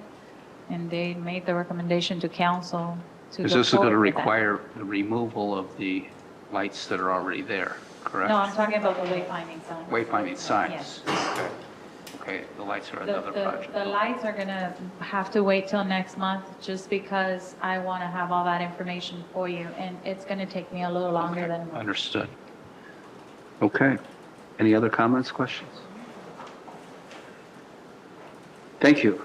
Okay, we go to number 8, amendment number 1 to the agreement, MT Costley, professional services. Who is it that speaks to this one? This is Georgina as well. Okay. Yes, and this is, MT Costley is a safe build company. They currently provide us with planning, not planning, I'm sorry, with building, permitting, inspections.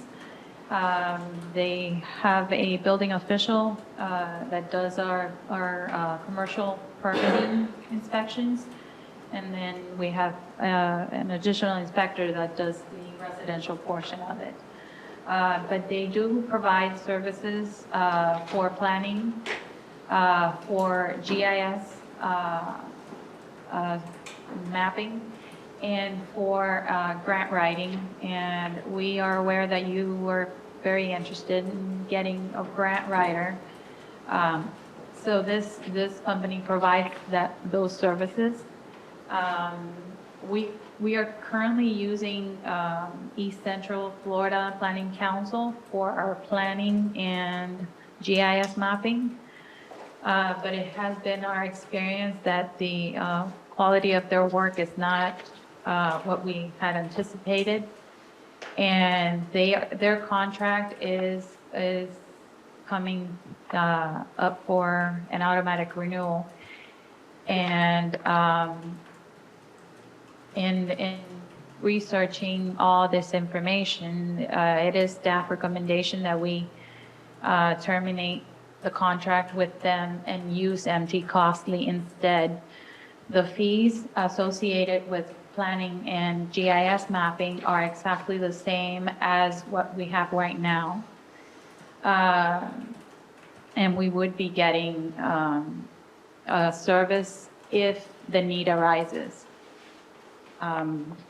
Community development has been working on the planning side of things for the most part, but there is stuff still that I need to learn, as you all know, and that is part of my my attending to college to get the degree that I'm trying to pursue. So in the meantime, while I'm in the process of my learning experience with UCF, they can back me up with planning issues if we get to that, if we need it, which I'm pretty sure things can arise that will be above my expertise at this point. So if you would approve for us to terminate the existing contract with Eastern Central Florida Planning Council and amend the existing contract with MT Costley, adding planning, GIS mapping to the to the services that they provide. That would be greatly appreciated. And then we're also adding the grant writing services that are needed if the need arises. So it's going to be an amendment to the contract in the event that we need it. If we don't need it, we don't get charged for it. The funds are there. It's just a matter of transferring it from one company to another. And Mandy, you're good with this too? Yes, sir. Okay. I've talked with Mandy about this today. I feel pretty comfortable with it. Is any comments or questions by council? Sorry, my computer's having a mind of its own. I just saw when I was reading it on the amendment, on the last attachment, amendments to professional regulations effective November 2nd, 2020. So it just needs to change up the date. right, the MT Costley's contract is also up for automatic renewal on the 1st of November. So this will add to the contract, the existing contract we have, and then it's going to be automatically renewed. Sorry, okay, sorry. Is everyone okay putting this on the consent agenda? Yes, sir. Okay. Ms. Odom, please put this on the consent agenda. Very good presentation.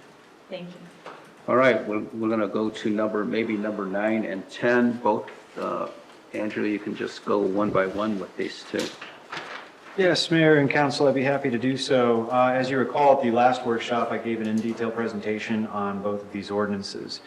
So I'll just address the procedure for these upcoming, and I won't touch on the substance unless there are specific questions from Council. Procedurally, I just want to point out, and so as a refresher for staff, the ordinances are numbered backwards because of the order they were drafted in and because of what was found in the comprehensive plan. So even though we're talking about ordinance 2022-07 is number 9 and ordinance 2022-10 is number 10, on Monday's agenda, the comp plan amendment will come first, followed by the ordinance. And what will happen if council so wishes to if it's council's wish to approve both of these ordinances on first reading, the comp plan amendment is will be read at a transmittal hearing. That simply means that this is a large-scale amendment because it is a substantive amendment to the comprehensive plan. So the changes that this ordinance makes need to be reviewed by DEO. So if you approve that on Monday as a council, that will be shipped out to DEO. It usually comes back. I think they've been running 6 to 8 weeks. It might be faster or slower based on what's currently going on, but they have been moving faster.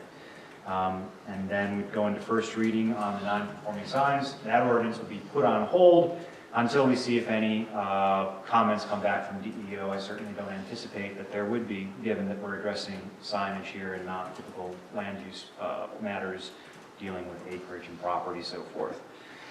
So once those comments come back from DEO, then second reading will be held on the comp plan amendment.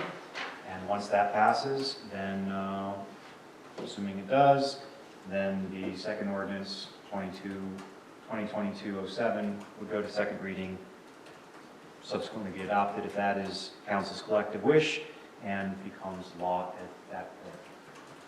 And that's all I have. If there are any questions to substance, I'm happy to address them as deeply as we need to. So what would need to be on Monday's general meeting of these two? Both ordinances will be on the agenda. It's a first reading for both. It's just simply that you won't see it again, most likely, unless DEO works really, really quickly, you won't see it again until probably December. Gotcha. Yeah, until December, since it'll be in state hands at that point, the comprehensive plan amendment ordinance. Okay. Any comments, questions? Council, how do you want to handle this? You want to just put this on the regular agenda, or you want Has to go on the regular. Has to, Yes, has to. automatic. Has to, automatic. Number Okay. 10 will be the first one, and then number 9 will be the second one. Understood. Correct. All right, we just went through number 9, number 10. This is our attempt to control some of the signage that's currently going on in the city. These are a lot of things people don't notice that this council's gnawing at. We're kind of nibbling and getting some stuff done that should have been done years ago. Okay, we're at number 11, ordinance 2022-11, litter control. I know the county Commissioner Curry, good friend of Chief and me, he's real big on this. Who's going to speak to number 11? Andrew? I can speak to it, council. This particular ordinance, I think I gave a briefer at, also at the previous workshop meeting. What the mayor said is absolutely accurate, and you may recall the chief providing some information previously at a council meeting, I believe, may have been a workshop. Simply the Marion County Board of Commissioners adopted a litter ordinance and has requested that all municipalities adopt essentially those terms. And I confirmed that with their council. And this ordinance, the city already had a litter ordinance in place. Obviously, it was very, very different from Marion County's ordinance when it came to penalties and substance. So this ordinance places it on par with the county's ordinance with just the changes that need to be made given that Dunnellon is a city and is a bit unique from, well, obviously is different from how counties operate, but the substance is essentially the same. So you'll see kind of in the definitions, the strike through to update the city's current code, and that was the only thing that took a little bit of work here. Everything else is completely the county's language. So if you have any questions, I'm happy to address those. So would this be a first reading Monday? Yes, sir. Okay. Any questions? All right, Manny, please put that on the agenda. Thank you, Mr. Hand. Very concise and to the point. Very welcome. We go to number 12, discussion of the ordinance 2022-12, the boat launch program. And who's going to wrestle with this one? Andrew? We put this on for discussion so that Andrew could get some direction and clarification on the draft of the ordinance. Okay. And council, I think in looking and creating the ordinance is an easy thing to do. Speaking with Jan, it may require some additional, well, it will require some additional information from staff.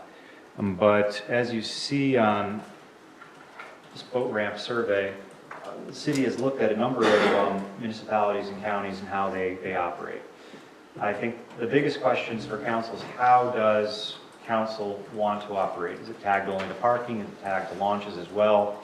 The little tricky part in here and what really kind of boils down to how this will work. I think what becomes the biggest issue is due process in the case of an appeal of a violation. And there's a couple different ways to look at it, and these cities and counties have very basic ordinances and they don't include that particular information. Instead of looking at it as a violation, it may be a debt, and that would change how violations are essentially addressed.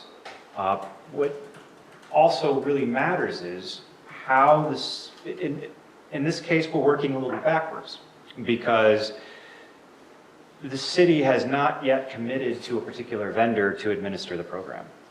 How that vendor would administer it and what they're willing to do definitely factors into enforcement, because if it goes the traditional route, some of you may have had familiarity with camera programs and some of the controversy that came from those programs and some of the issues that local governments initially faced when prosecuting those, because you're talking about potentially hearsay and some other type of issues when you bring in camera evidence.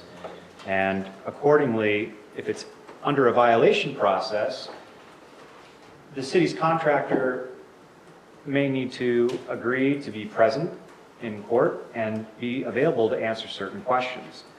If they're not willing to do that, that creates some issues potentially.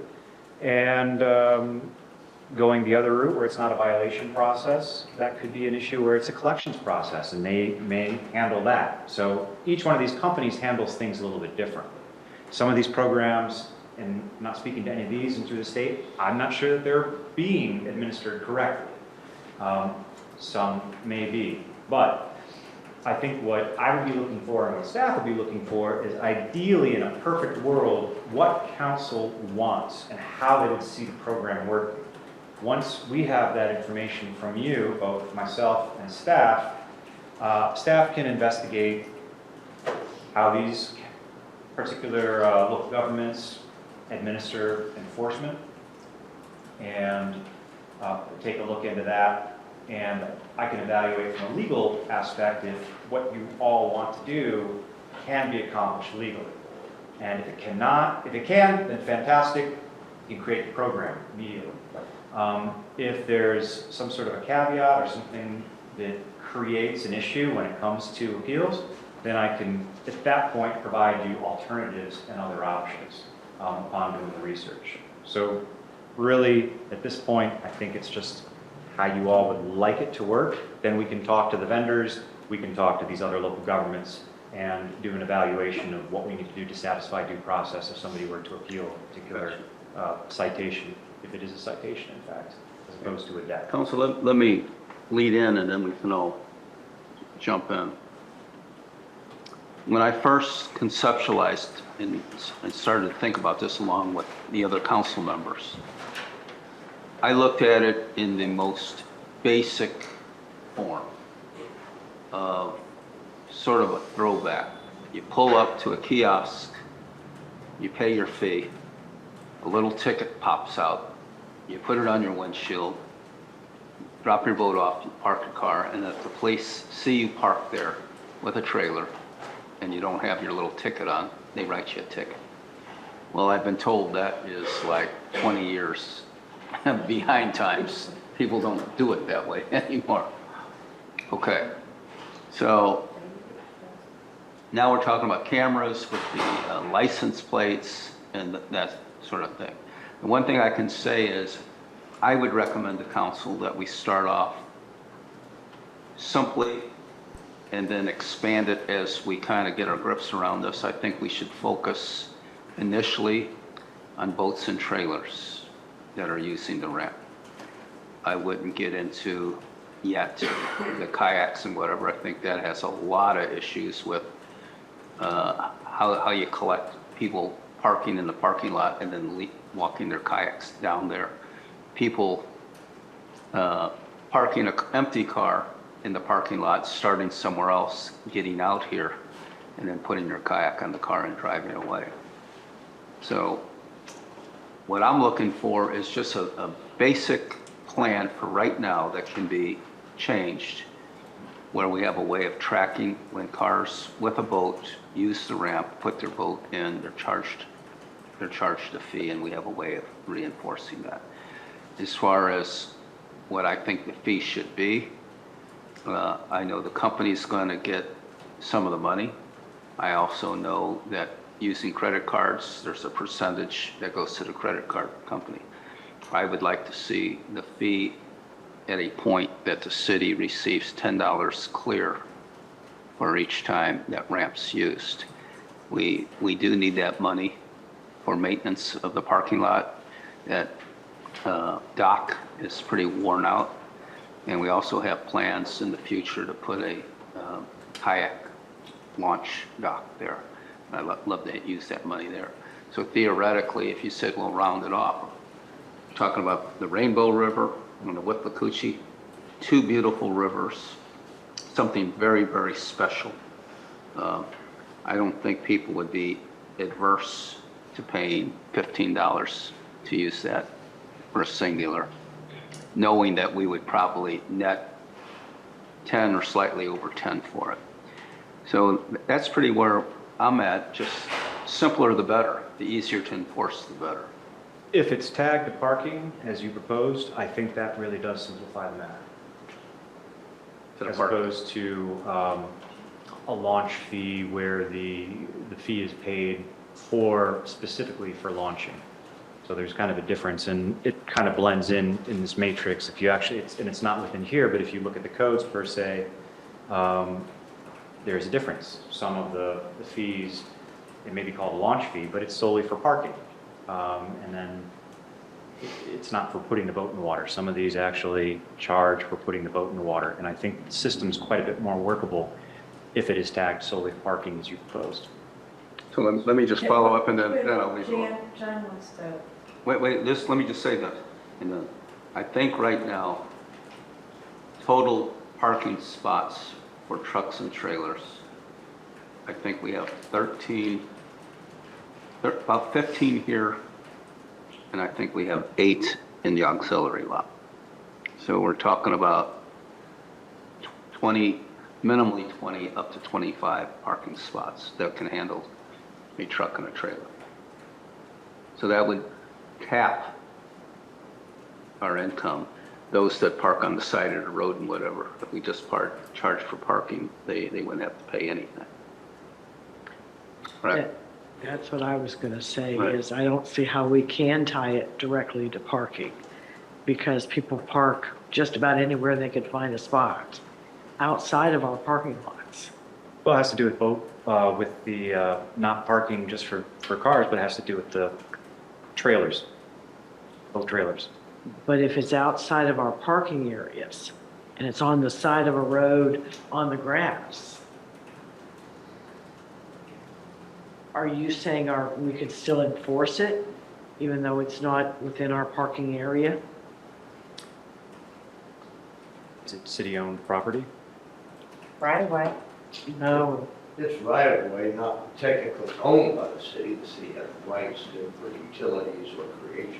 Shouldn't be parking there. That's problematic to start with. Parking violation. And that's true, but So that can be enforced. Right. And if it's not enforced, for whatever reason, I think that's my opinion, and maybe it's not worth much at this point, but I think that's problematic if it's tied to parking and not tied to launch. Well, user fee, regardless what they're doing there, if they enter, they pay. Let them struggle in their parking opportunities, but just classify it as a user fee. Well, it will be a user fee no matter what. So whether it's tied to parking or tied to launching, it will be a user fee. But if you're talking about for like a park entrance fee, Well, are we gonna charge a launch fee for somebody carrying a kayak or carrying a canoe? some of the problems there would be enforcement and how to actually enforce it. Well, question. There'd be a lot of bootleg launches, we can put it that way. Yeah.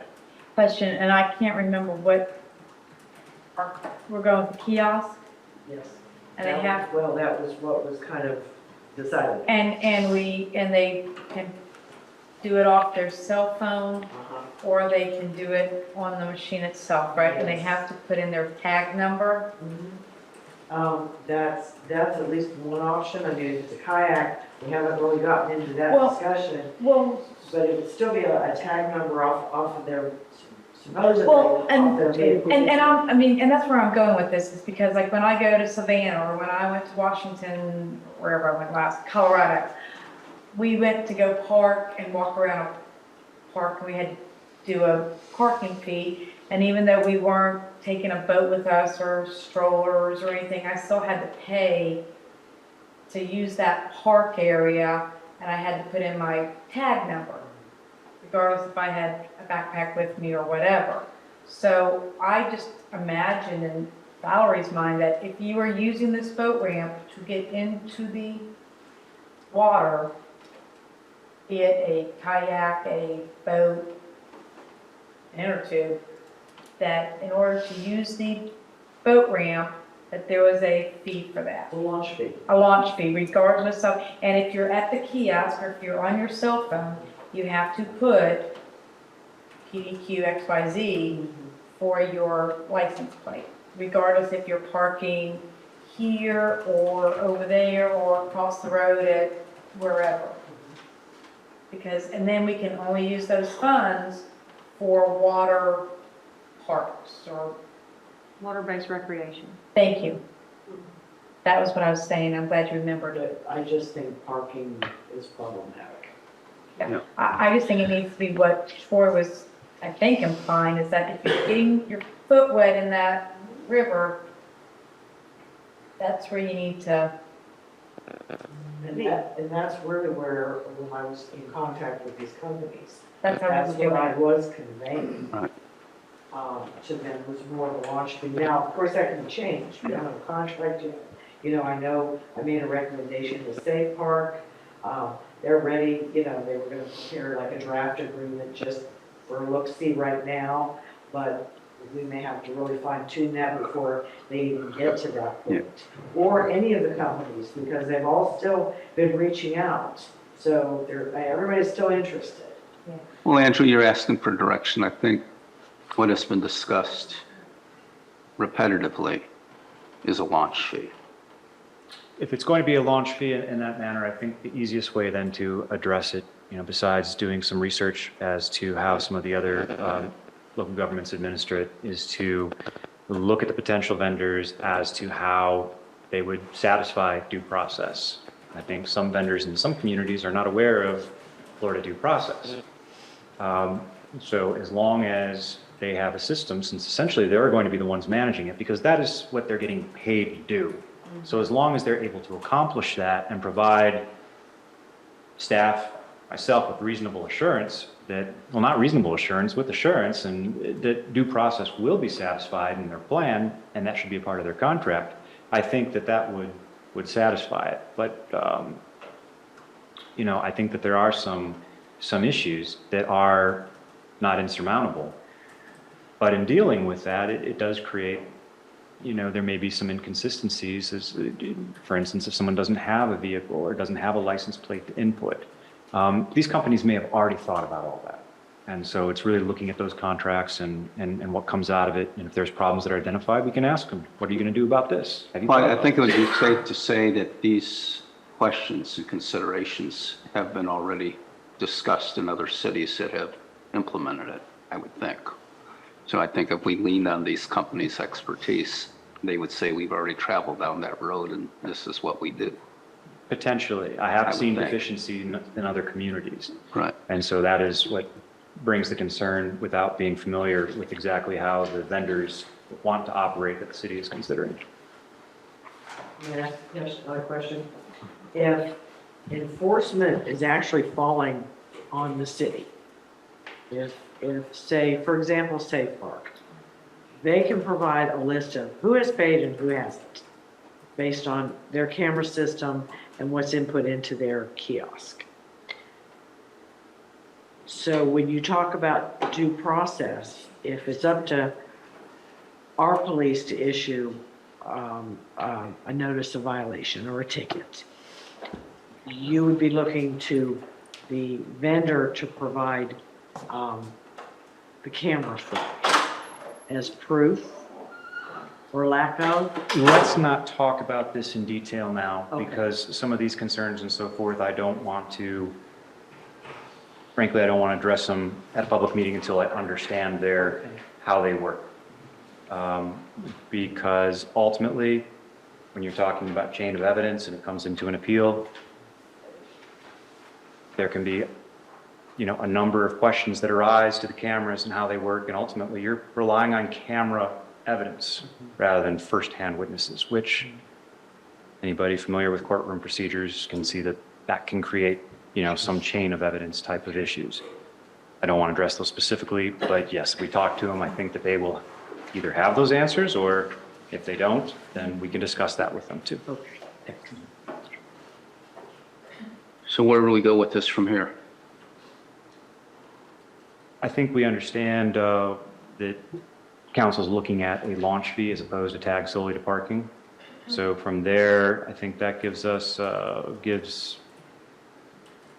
enough to Does contact council the need? communities as Jan well. has pretty much whittled down the companies, and we've spoken to a few of them. So you have a recommendation for I the did companies? make a recommendation Safe. to go with Safe Park. They were least cost. The enforcement side of it was they could provide text communication to our officers, and our officers would actually go out and, pursue those that haven't paid, if they can find the vehicle, of course. Right. You know, again, if they don't park in our lots and say they park a few blocks away, enforcement might be difficult, you know, to track the vehicle down. Maybe, maybe not. If they're providing information, the officer's acting on that information as firsthand observation, that eliminates a lot of the concerns when it comes to due process, because Okay. what would be, and I have no problem saying this at a public meeting, what would essentially be challengeable then is that officer's observations, which is no different than anything else that those officers face when they are in court, whether it be an appeal or a prosecution. So that alleviates a lot of concerns because you're not relying on camera footage as the primary evidentiary, the primary evidence that's Sure. being introduced.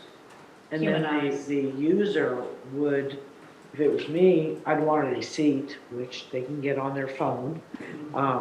The chief did recommend no paper receipts. So we're kind of not leaning that way. So it would be up to the user to prove they paid or didn't pay. So if someone used a credit card, they wouldn't get a little piece of paper that shows that they paid? No, the chief is recommending no paper. But it could be emailed to them. Well, this wouldn't be or paper text. for them to put on their windshield. This would just be paper for them to put in their pocket to prove that they paid. If But it's on their that- cell phone. If that's how you all want to move forward with it, then we'll go ahead and pursue it. Yeah, I mean, I would But like that. I was just going really with what the chief, had recommended. Well, I think maybe the chief was not liking the idea of putting the paper on the windshield. I don't think he would have an issue if someone put it in their purse or in their wallet. Okay, so, I'll make sure that whoever, we talk to. So Andrew, would it be helpful if council made a decision on which vendor to choose? As you're working on this, you said it's a little difficult not knowing which vendor we're going to use. I think you have a recommendation now. Depending on how this all works out, you may need to go through procurement for your procurement policies. But there's nothing wrong with being interested in a particular vendor. So vetting that and vetting what what their procedures would be is fine. And so at this point in time, I think that there's a preferred vendor that staff has recommended, regardless of whether or not it has to be procured through policy. We can at least discuss potentials as to what the contract is what potential contract would look like, and ask the questions that we need to ask to make sure that the city is protected the way it needs to be protected. All right, council, we are very familiar with this company. They came and gave a presentation. Fine with it. And I'm fine. I'm fine to at least have a consensus that let's get this thing going. Huh? Yes, sir. Okay, Jan? Okay, All thank right. you, and I'll move forward with that. And are we at the draft contract stage or just speaking to them about their further questions about their enforcement? Well, again, I think we need to discuss with Mandy whether or not the thresholds are triggered via procurement, for a contract that would be considered by the city. But we're certainly at a stage where we can look at model contracts or other contracts that they have with other local governments, other agencies. So it's an evaluation stage, but there's nothing wrong with looking at a potential contract the city may eventually sign. Okay. As far as the threshold, installation, getting the kiosk on board, I don't have this information in front of me, but it was well under, I believe, $15,000. And our threshold is 35. For services. I haven't had these. So it would be what would we spend cumulatively over the course of the contract or over the course of the year? In speaking with, As far as meeting that procurement threshold. yes, in speaking, Mandy and I actually had this conversation regarding a different project, and here in both of our observations, the city has interpreted it on an annual basis. Something that we could add to the ordinance in the future for clarification, but that is my understanding of what has been the interpretation. If I hear of anything otherwise, I'd certainly let you know, but that's my understanding. Okay, I'll man. see if I can estimate possibly what they would receive on an annual basis based on their fees. I'll have to speak with them further as far as how much they're charging per user. Well, if it's under 15,000, it's not a fee that's paid by the city, it's essentially paid by that particular user. Which That may is? take it well out of the procurement policies anyhow. Oh, okay, because yes, it is paid by the user. We would just have to see, again, what their model is and evaluate it. And once we understand their pricing, we can match it up to the city's ordinance, make sure we're good. It sounds like we are, from what I'm hearing. Okay, we have to move on. Mandy, while you stepped out, there's a consensus by the council to go with the company, the local company that Jan's recommended. Safe Harbor. Yeah, Okay. so put that on the agenda so we can approve that for Monday. Will you have an agreement by Monday, Jan? Probably not, but I'll ask. Put it on there. If we're not ready, we can take it off. Yeah, but they were gonna have to get with their legal department and see what they could draw up. Okay.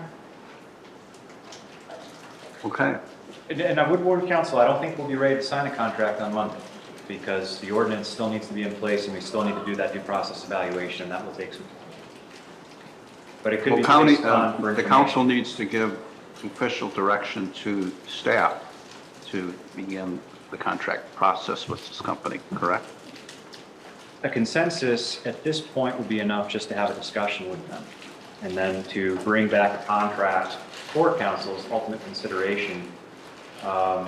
That obviously takes a council action and a council vote, but at this point tonight, we could just get the direction to go ahead and start asking the questions that we need to ask. Okay, Okay, so we don't need to put that on the all right. agenda. Okay. But come November, we got to be ready. We got to be ready to go, Okay. okay? Because we're now starting to creep into the winter, and then next thing you know, we're in the spring, and next thing you know, we're at July 4th, which we try to avoid. And if council wants to really move quickly on it, want to do some considerations in November, even though we have to have 2 readings, the contract could be approved contingent upon the legislation being in place. So you can go ahead and have a contract that is approved contingent upon the legislation being there. So that can speed things up too, so you don't have to wait. When would we do that? November. November? That would be November. What we'd be looking at potentially there, moving as quickly as possible, would be the first reading of an ordinance in November, and the contract. At that point, council, if the ordinance is ready, you could approve first reading of the ordinance and approve that contract contingent upon the ordinance becoming law. And then you could have second reading in December. All right. I can definitely try and get a contract, definitely for November. Everything starts to change on the water come Easter. So think about that. That's when it starts. Sure. And Easter. then I can get their fee schedule, we can see, how much would go to them, and then we work on our fee that we charge overall. Okay, excellent. Okay, we go to number 13. Resolution 2022-09, amended permit fee. Mandy, is this you? This is Georgina. Georgina? Okay. And this is just, it's going to be an amendment by resolution for the city's fee schedule to add in the 911 management fees for addressing and developing review services. So the county charges us that fee, and we have to make sure we have it in our fee schedule. It's not there right now. It's pass on. It's just pretty much. And that's according to the Constitution of the state of Florida statute, so there's really nothing we can do about that. Okay. It is staff recommendation that you agree to put it in the fee schedule. Can we put that on the consent agenda? No, it has to be read by title. Oh, sorry. Oh, yeah. Okay, so Sure. number 13 will be on Monday's agenda. Ms. Odom? Yes, sir. Okay. We go to number 14, Resolution 2022-18, Personal Manual Amendment, Education Fund Policy. Yes, at the direction of council last month, I drafted a resolution for your consideration to provide for travel reimbursement under the education fund policy. And I can show you here how that will look. So your resolution, just basically your whereas clauses, and that actual section of the pay classification, oh shoot, that's not, I messed that up. I gotta fix that. This is actually Article 2, Article 3, Section 2. I just plagiarized this from another resolution, sorry. So I'll have to fix that, but basically, all it does is it strikes the word travel in that section, Section 3 here, item number 3, and adds the language, mileage reimbursement for required in-person class attendance shall be paid at the IRS established rate not to exceed $1,000 per fiscal year. Employees will not be allowed to use a city vehicle for the purpose of attending required in-person classes under this policy. So if you want to move forward with this resolution, we could put it on the agenda for Monday for reading by title only, and that would create an amendment to the personnel manual to allow for up to $1,000 per fiscal year in mileage reimbursement for classes taken under the education fund policy. Did you see where any other cities or municipalities or anything that? Actually, I sent out a blast and I did not get one response yet, which is unusual. Usually they're pretty. Well, everybody with the hurricane and stuff. Did you get one? We did. Oh, I didn't see it. I didn't see it. We got 3 responses. Oh, I'm sorry, I didn't see it. I'm saving them. What do you recall? I didn't really read a lot of them. A couple of them, I believe, said they didn't have a reimbursement policy, and then one said that they did, but I didn't read the details of it, so I apologize. I can't. I can actually go pull them up. I was just wondering. Okay, so that was my email. They go to that folder. Okay, so I got a Branford, Florida, said that they do not reimburse for tuition at all. Oh. So they don't even have a education fund policy.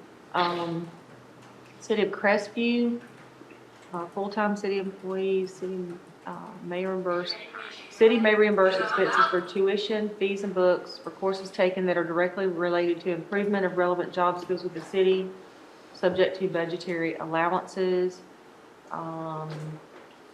Tuition reimbursement must be requested in writing.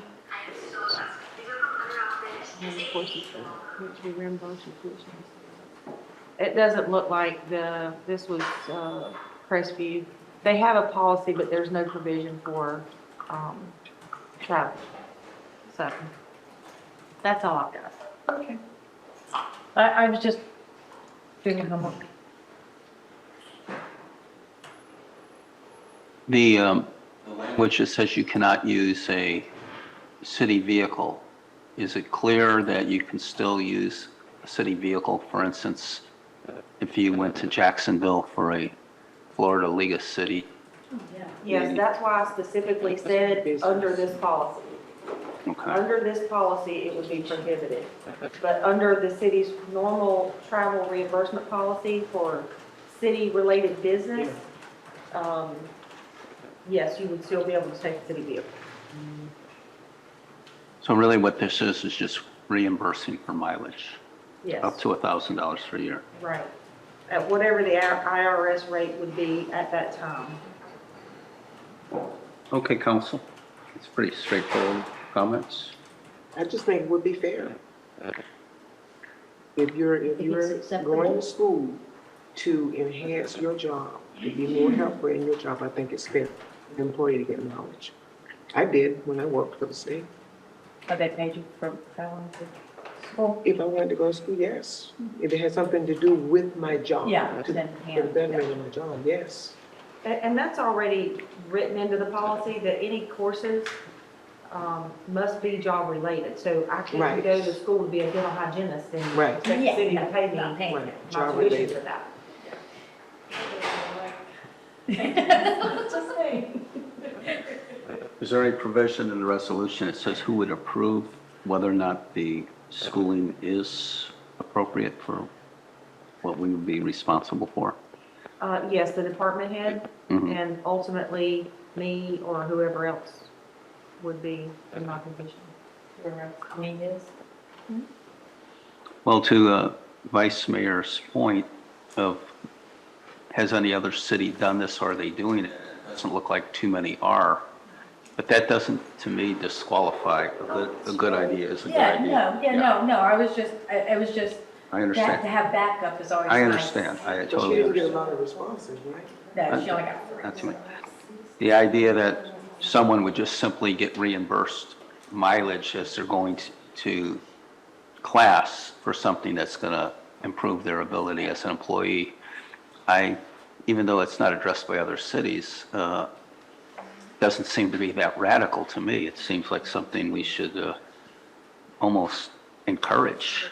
I mean, if everybody in this building wanted to go back and get an advanced degree, I would say glory, hallelujah, if you want to do that. Is there, and I was going to ask the question, if there was if you had to drive to Atlanta, but really if you spend $1,000 and you're still driving to Atlanta, now you're spending another $1,000 on your own, and that's.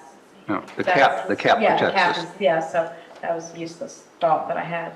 Okay, Okay, we have to put that on the agenda, Mandy? Yes. Put it on the agenda. Yes, I can put it on for reading by title only. Thank you, ma'am. Thank you very much. Okay, we're moving along. We're doing good. Thank Number you. 15, Granicus website hosting and agenda meeting management. Mandy? Yes, sir, this is super quick. I'm going to bring this back to you in November because I'm not quite ready. Sweet. Thank you. I'm having a hot one. Wow, okay. Number 16, discussion of written public comments. Yes, so there has been quite a bit of this happening lately, and I've received some complaints from people about the time that we're taking to read public comments into the record when people choose not to come to the meeting or they choose not to attend by Zoom. I've reached out to other agencies. It is typically the policy of other agencies to accept written public comment on agenda items, and they will acknowledge it, and it will be entered into the record, but it's not actually read aloud during the meetings. And what I trace this back to, if you go, when we initially started having remote meetings because of the pandemic, we created these meeting instructions. And so this is where this came into play. I traced it back to this. It says, you may provide written comments, evidence, and written testimony by emailing the clerk, blah, blah, blah, blah, blah. If requested, written comments will be read into the record at the appropriate time and must be limited to 3 minutes. And that's okay until you get 15 letters on a topic at one time. So, this was not a standard practice of the city prior to the pandemic. It became part of our process through the remote and virtual meetings. And we've just not changed anything. We've just still been doing that and putting that information out there. So I just need some direction from council. If you want us to take that language out and replace it with some sort of language that says your written comments will be acknowledged and entered into the public record, versus reading them into the public record. I honestly cannot tell you that one other agency that I've spoken to does that. Go ahead, Andrew. I would just add on to it, the specific reason for this provision is no longer, it's no longer necessary. That specific provision was included first to broaden and allow people to participate who may not be able to attend due to COVID-19. But primarily the reason that exists is in case of a quasi-judicial hearing where people would need to introduce evidence and they would not be able to attend in order to allow due process. Since that is no longer at issue, it's just adding some additional information. That is the specific reason that was included to satisfy that quasi-judicial hearing threshold. Gotcha. And it's no longer at issue. Okay. That takes care of that. Just a clarification I'd like to have. Sometimes council members cannot attend for various reasons, but yet they may want, because of sunshine, we can't communicate. Is it possible that a council member could have their thought read to the other council members? There's no other way for them to communicate. But I guess if council has allowed you to be a participant because of extraordinary circumstances, that would be your opportunity, correct? Well, that could also be handled under council comments, not this, we're talking You're public talking about comments. public comment. Okay. Andrew, you okay with that? Yes. Very good. Just thinking of the challenges that could come, with us. So if you're okay with that, we will amend these meeting instructions, and it'll flow down through planning and historic board as well. But we all want to keep the same practice at all of our board meetings. So if you guys are okay with that, we will take that out and change that to say that the public comment will be entered into the public record as part of the minutes or something to that effect, rather than read into the record. Can we make sure that we put that on the front page of our website or wherever they can email to and such? Put it on the agenda, maybe. Well, this is part of the agenda. No, but what I'm saying is put like, you know how Public you have the little ticker tape up at the top of our website where they would go in to email people? Because don't they usually email you these documents? Yeah, they usually come in, it could come directly to Georgina. it could Right, come right, directly so to what I'm me. saying is that wherever we keep the email, like, Maybe click on the here to main landing page of the agenda and minutes page, we could put a disclaimer that written comments submitted to the council will be entered into the record, that however will not be. Because people are now used to it, so I just want to make sure that we I are actually doing saw our due that on the city's diligence. website the other day. Did you? Yep. Would it be possible, Mandy, to at least acknowledge the person that wrote the letter so they would know for sure that their letter has been received? Otherwise, they would not know. Yeah.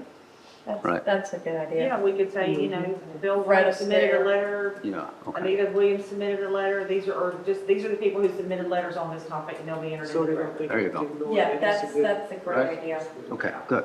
Okay, thank you. All right. We're now at 16. Written comments? No, we're after 16. Council comments. Any council comments? Ms. Cubbage? No? No? I just had 2 questions.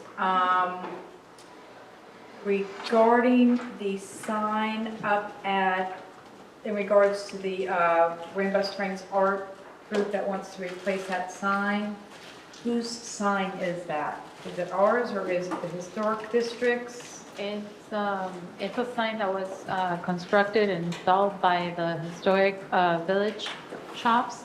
Okay. That organization is no longer in effect. It's completely dissolved. So the shops that are still around, I've contacted them to see what they can say about that, and they no longer, they say that right now that sign belongs to nobody, pretty much. So, but is it on private property, the Dooley's private property, or is it on city property? It's on private property. At the time that it was installed, it was the owner of the property agreed to have the sign there. Okay. Just before But we it's get- not theirs. It's not the property owner's sign. Well, that's what I'm saying, just before they or we go spending money to change it, I just wanted to make sure that we have authorization to do such, so that's just, and I mean, if it's Miss Dooley, that's an easy phone call to make. Yeah, so, yeah, and then, thought I had Troy, maybe that was it. I think that was my big concern. Talking with Susan Jones before the meeting today, as far as that sign goes, they plan to basically just refurbish it, paint it, and all expenses, labor and costs, they will take care of. Right, but I mean, I'm just saying it's on somebody's property, private property. I'm just thinking a quick phone call to the Dooleys would be probably. She says she has that permission now. Oh, okay, that's cool. Okay, so All right. I think, I just hadn't heard that as well. With the Dooleys or the Rogers? Well, the Rogers are the Dooleys. okay, anything else, Vice Mayor? No. All right, I have a couple things. We have something that council needs to address. We have an open seat over here. And council has the option of basically keeping that seat open and wait till the elections. Council has the option of appointing someone to that seat to fulfill the next 2 months, or to actually have a special election, which I don't think we're going to do that. I would think that since seat number 2 is open and the candidate that is running for the seat is unopposed, I would have no problems. In fact, I think it would be a good thing to just get that seat filled. I would see no reason to wait 2 months to have Marianne Mendoza have to wait to take her seat when she is the unopposed person that's going to be sitting there 60 days from now.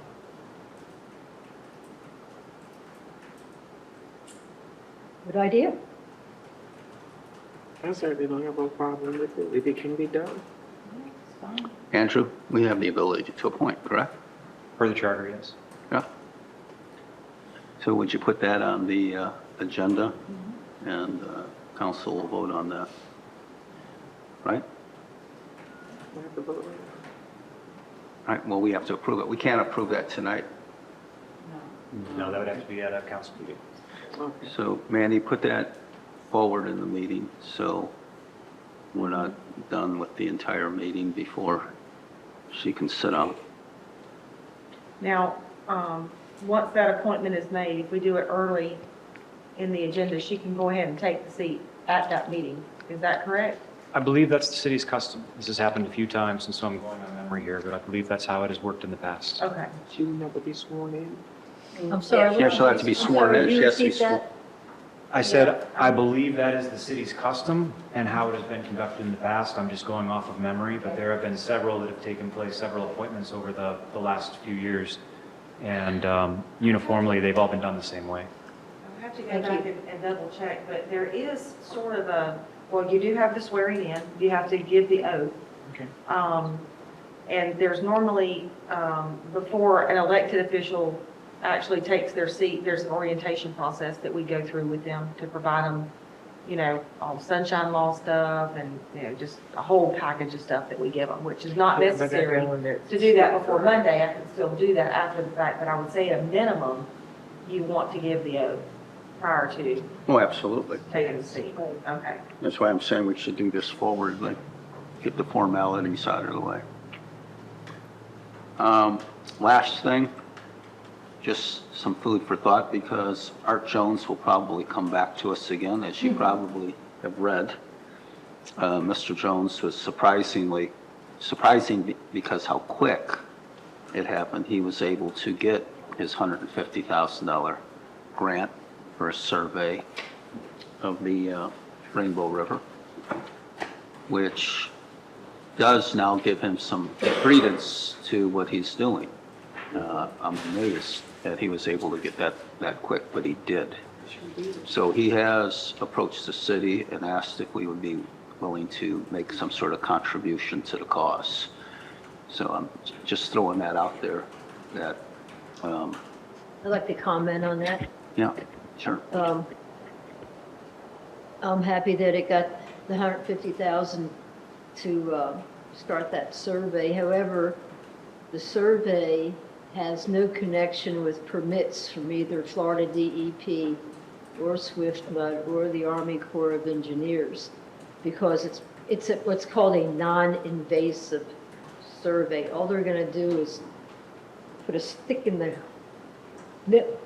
muck and measure the depth and do some ultrasoundings to find out where the most needy areas. After they're surveyed, then they present the surveys to Florida DEP, Swift Mud, and Army Corps of Engineers. So as far as that program actually being initiated and suction dredging begins, they have a long ways to go because it's either going to be a yes or a no, and all three agencies have to coincide with their approval or disapproval. So I say wait. You're recommending until he gets the approval by the other? Yeah. In fact, it's at the breakfast this morning, got lots of work done at the breakfast this morning. But I was speaking with Art and he goes, Valerie, did they put anything in the budget for the river this year? And I said, no, Art, we did not. I told you that at the other meeting. But, and he brought up a point saying, hey, look, has the city ever put in, and not just about one rake at a time, he wasn't referring just to him, but to any, I called it the maintenance of our river, the health of our river. And I said, no, to my knowledge, we haven't, but it might be something that we start thinking about, and I don't know which department that would go under or anything, but just something maybe, every year put 20,000 in for health maintenance, for surveys of the river or something. But anyway, so he said he would, kind of think about how that would work. So just something to think about for our next budget session, a year away. Okay. And I just made up a number 20. I mean, it could be $2.99. That was just a number I said. Yeah, I talked to Jeff Sowards exactly on that you brought up. Yeah. And he says, here's what he told me. He said that any time the city would concur to offer anything, we better make sure we know what we're doing. Because again, it's all about permitting processes and so on. Oh, well, We don't own the river, it belongs to the state of Florida, so just keep that in mind. I would rather put the money into other programs, like a kayak launch. Well, that's, okay? well, yeah, no, and that's what I was saying. I mean, it was everything, but anything to the river. So anyway, I think, again, next June, we can discuss it in more detail. I think, speaking for Art, I don't think the dollar amount is that important to him. I think just so he can say that the city of Dunnellon has chipped in, it just gives him just a little bit more standing. Yeah, the other thing, Even if we came up with $2,500, he would probably be Bill aware very of what appreciative. Rainbow River Conservation is and the people that sit on that board and their knowledge and background. And I was advised by those persons who I spoke with, and actually they conversed with me first, is that set back and wait and see what happens.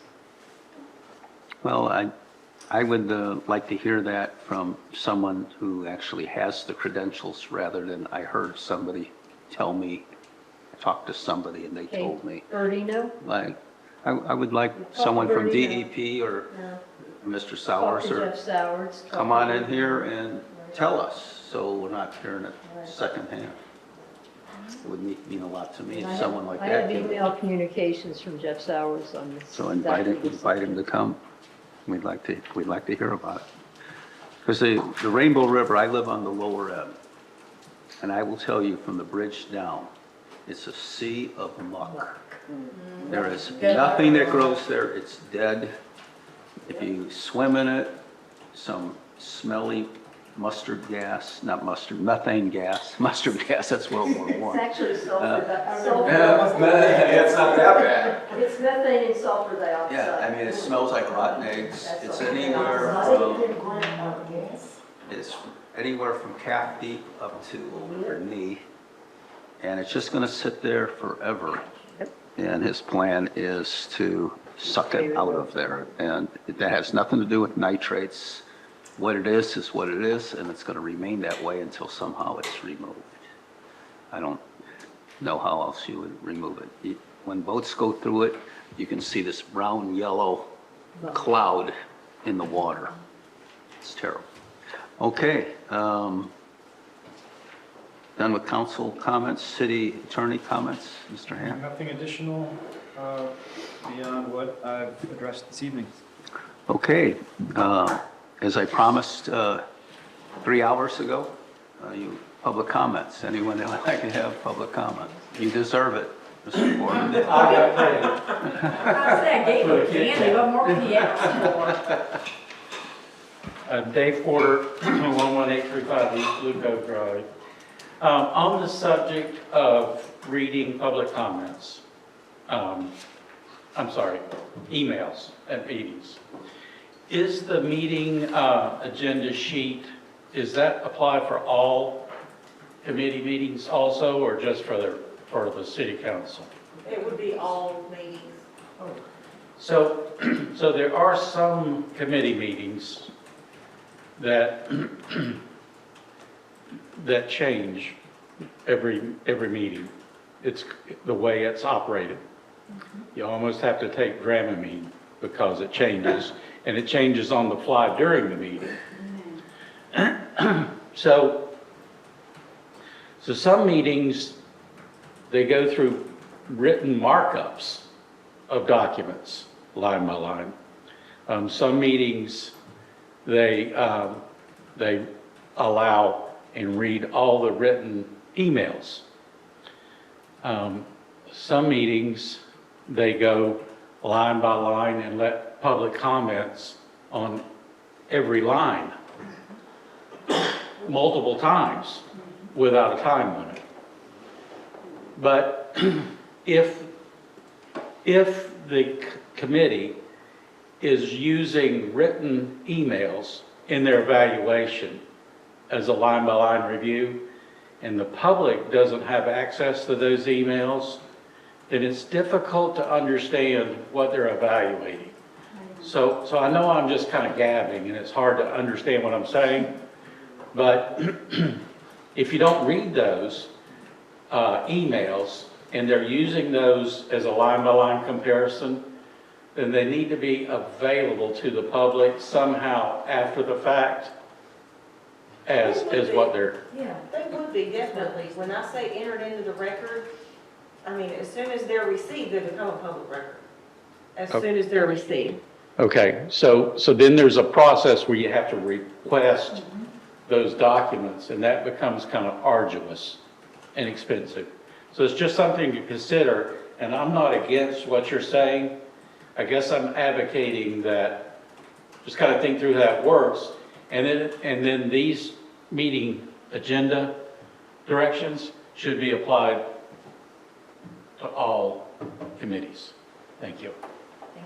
Thank you. And I think that perhaps a solution to that would be that those written public comments get, as long as they're ADA compliant, somebody that write us a letter in cursive, you could just go and add them to the agenda as backup for that item. And access them from there. And you could get them from the website. Yeah. Or can you even just keep like, if you get 15 letters in, print them up and just have them out there for people to read before the meeting? Wow. Can you create a folder and put it in on the website? Like a folder or something? Yeah, I mean, or just if somebody, perfect example, short-term rentals. We have a noon deadline right now to submit written comments. So that gives the board members, us time to get it, send it to the board members, so the board members have it in advance of the meeting. But we could, at some point after that cutoff, go and amend that agenda to add those letters to that agenda item whenever they're That's fair. applicable to. Well, that makes And sense. then somebody can just go click on that Read all attachment 15. and read the public comments. All right. Thank you, Mr. Porter. Would that work? It's perfect, yeah. Okay. Perfect rebuttal when people say, I go to meetings and you never listen to what I say, right? Proof positive, we do listen. I won't remember it tomorrow, but I listen. I'm just- Yes, Julia? Yeah.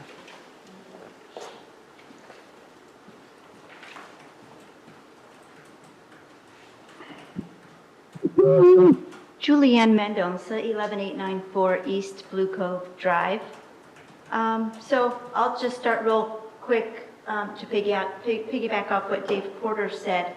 And maybe, I don't know, I'm usually pretty direct, but I think the part about the public comment is really important, and I think that while it's come to light from the short-term rental planning meetings, that now that we discussed today that we need to make the change, I really respect that.